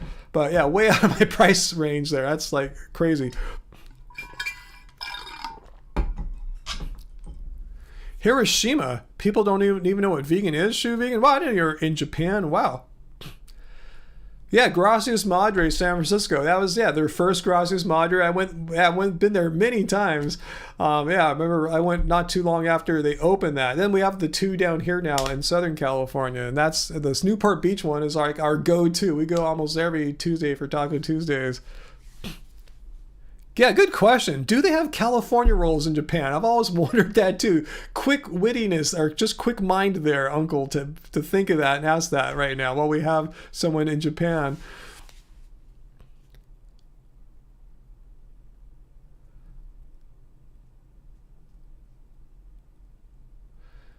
That's a good point, vegan, about VLAM, about veganism. Less discourse on whether one should be vegan. Exactly. That's really what the people that come to debate here are debating, like how we should not be vegan or something like that. They have California rolls in Canada. Wow.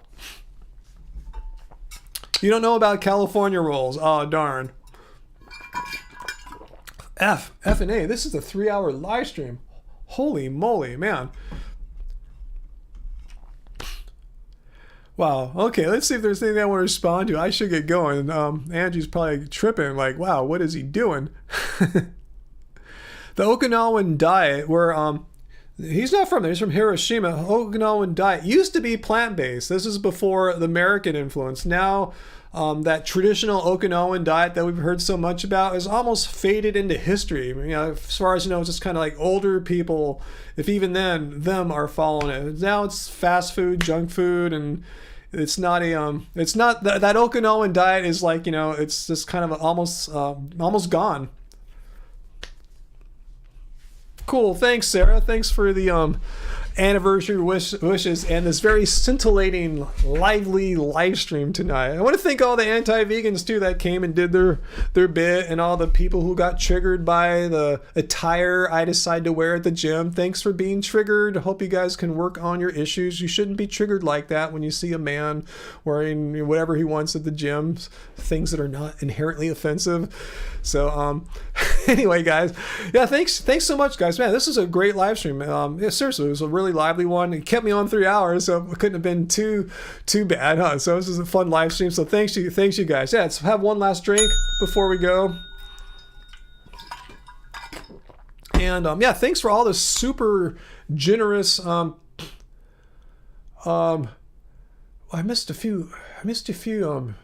I think I missed someone else's tip there. Anyway, thanks guys for all the generous tips. God, we had that those two super chats for $100 each. I was like, wow, mind blowing there.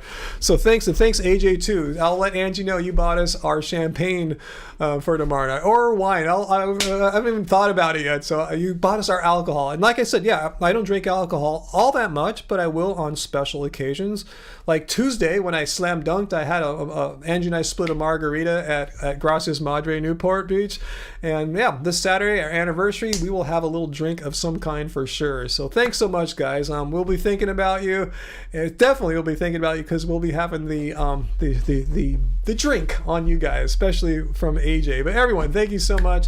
Thank you, Uncle, for being our brave moderator tonight. We had Tracy on a little bit at the beginning, but Uncle sit there blocking and banning people like a pro with a ban hammer. So thanks so much for handling all those people. Hey, there's Angie. Hey, Angie, want to say I'm about to go. Want to say goodbye to everyone before we go. We got a lot of tips tonight, particularly AJ Vintage donated $25 for our champagne or wine fund for tomorrow. So we got to figure out what we want to drink tomorrow night. So we'll give a big shout out to AJ Vintage / Atomic Vegan.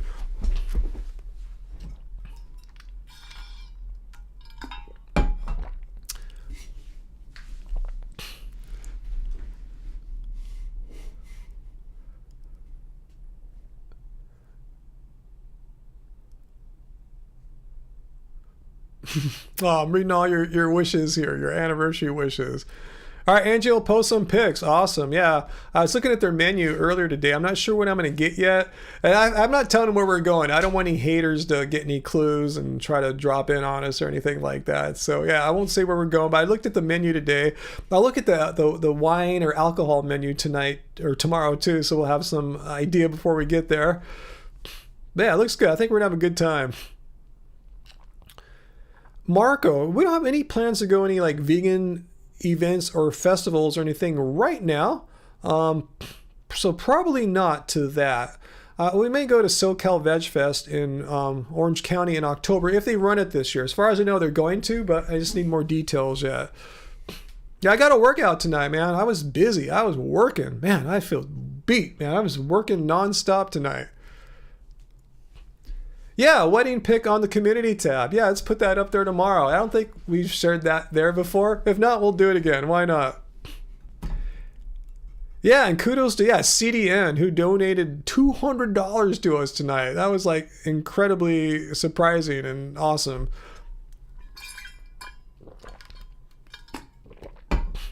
Cool. Angie will dig up a wedding pic goodie for you guys. So yeah, married 2005. On the Queen Mary, August 13th. Yeah, he made a $100 super chat tip and then followed up a little bit later with another one. So yeah, it was like mind blowing.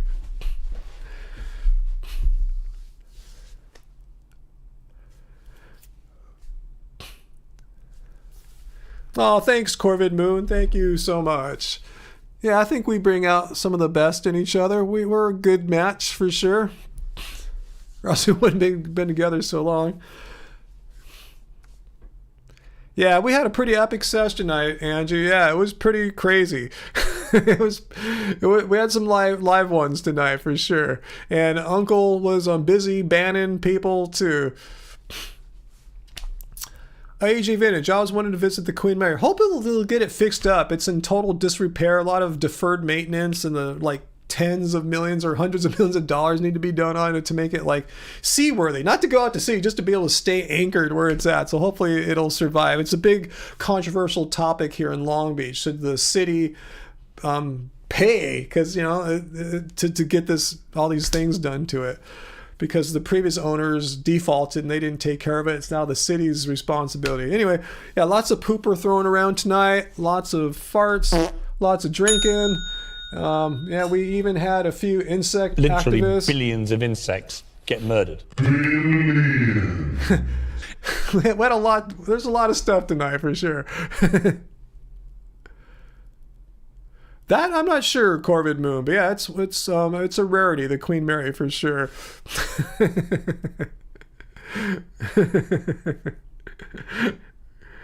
Good thing Angie was hiding out in the bedroom where she can't hear the fighting. Yeah, there was some, I guess, fighting going on tonight. It was pretty crazy. It makes up for it. The last several Fridays were kind of peaceful and tame. So tonight, kind of made up for it. And I'm cool. It's all good. Okay, Uncle thinks they're going to fully open the Queen Mary this fall. Okay, cool. I'd just like to go there and have a drink or something, just go and, that's what I thought we'd do on our anniversary. But yeah, since it's not open, we can't do that. But anyway, I'm totally pleased where we're going tomorrow night for our dinner. Yeah, you'll have to think up some more samples for me here, huh? All my cute little sounds. Yeah, and I apologize to all our viewers who got totally S-faced drunk tonight from all the drinking we had to do. A lot of stuff that involved drinking tonight. So I apologize. Hopefully next week, it won't be quite as traumatic drinking experience for you guys. Nope, nothing paranormal. Yeah, the Queen Mary's known for being haunted. No, nothing. We've never seen anything like trippy there. I want to see a ghost. I really want to see a ghost or paranormal activity. I don't believe in it per se, but I'm open to it and I'd love to see it. So yeah, I'd like to see something like that. All right, guys.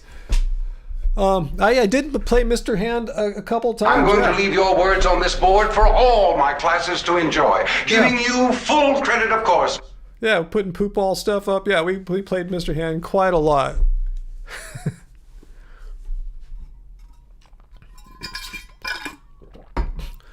Don, that's a good point to bring up, but it's not like if the funding were not to go to the Queen Mary, the funding would therefore go to the homeless. It just doesn't work like that. We have a very corrupt city government, and it's not a compassionate city government.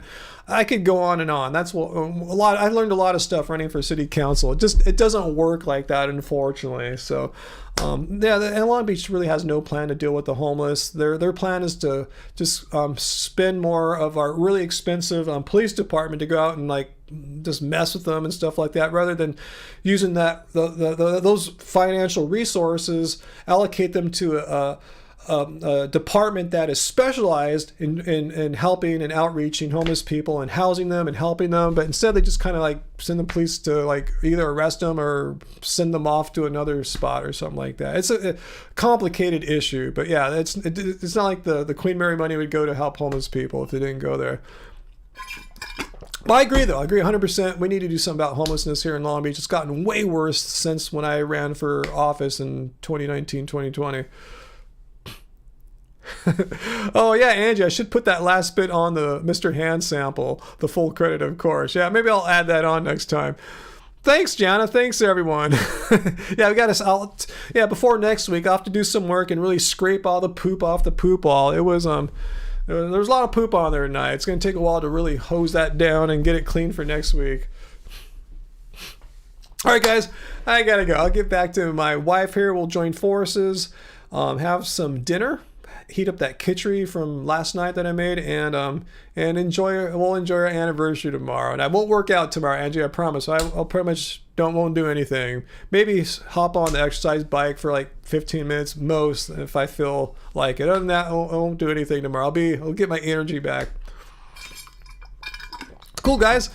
Glad you appreciate what you're doing. Again, I want to thank everyone. Thank all our viewers. Thank our channel members. Thank Uncle for ban hammering everyone that needs ban hammered. Appreciate it. It would have been hard for me to keep all the people in timeout and everything. So thanks, Uncle. You really helped me pull this off tonight. I don't think I could have done it, as I'm saying. So thank you. And thanks everyone for making these weekly Friday live streams pretty much one of the highlights of my week. Yeah, I seriously enjoy doing these, guys. I enjoy being with you guys, seeing you guys, and all the fun we have. So hopefully you guys feel the same too. So I'll be back next Friday, same time, 6 p.m. Pacific Standard Time. And there's always the possibility of an off midweek live stream. We will see how it all works out, guys. All right, guys. So I'm going. So much love to you all. And until next time, remember, be a vegan cult member. Doesn't suck. Bye, guys.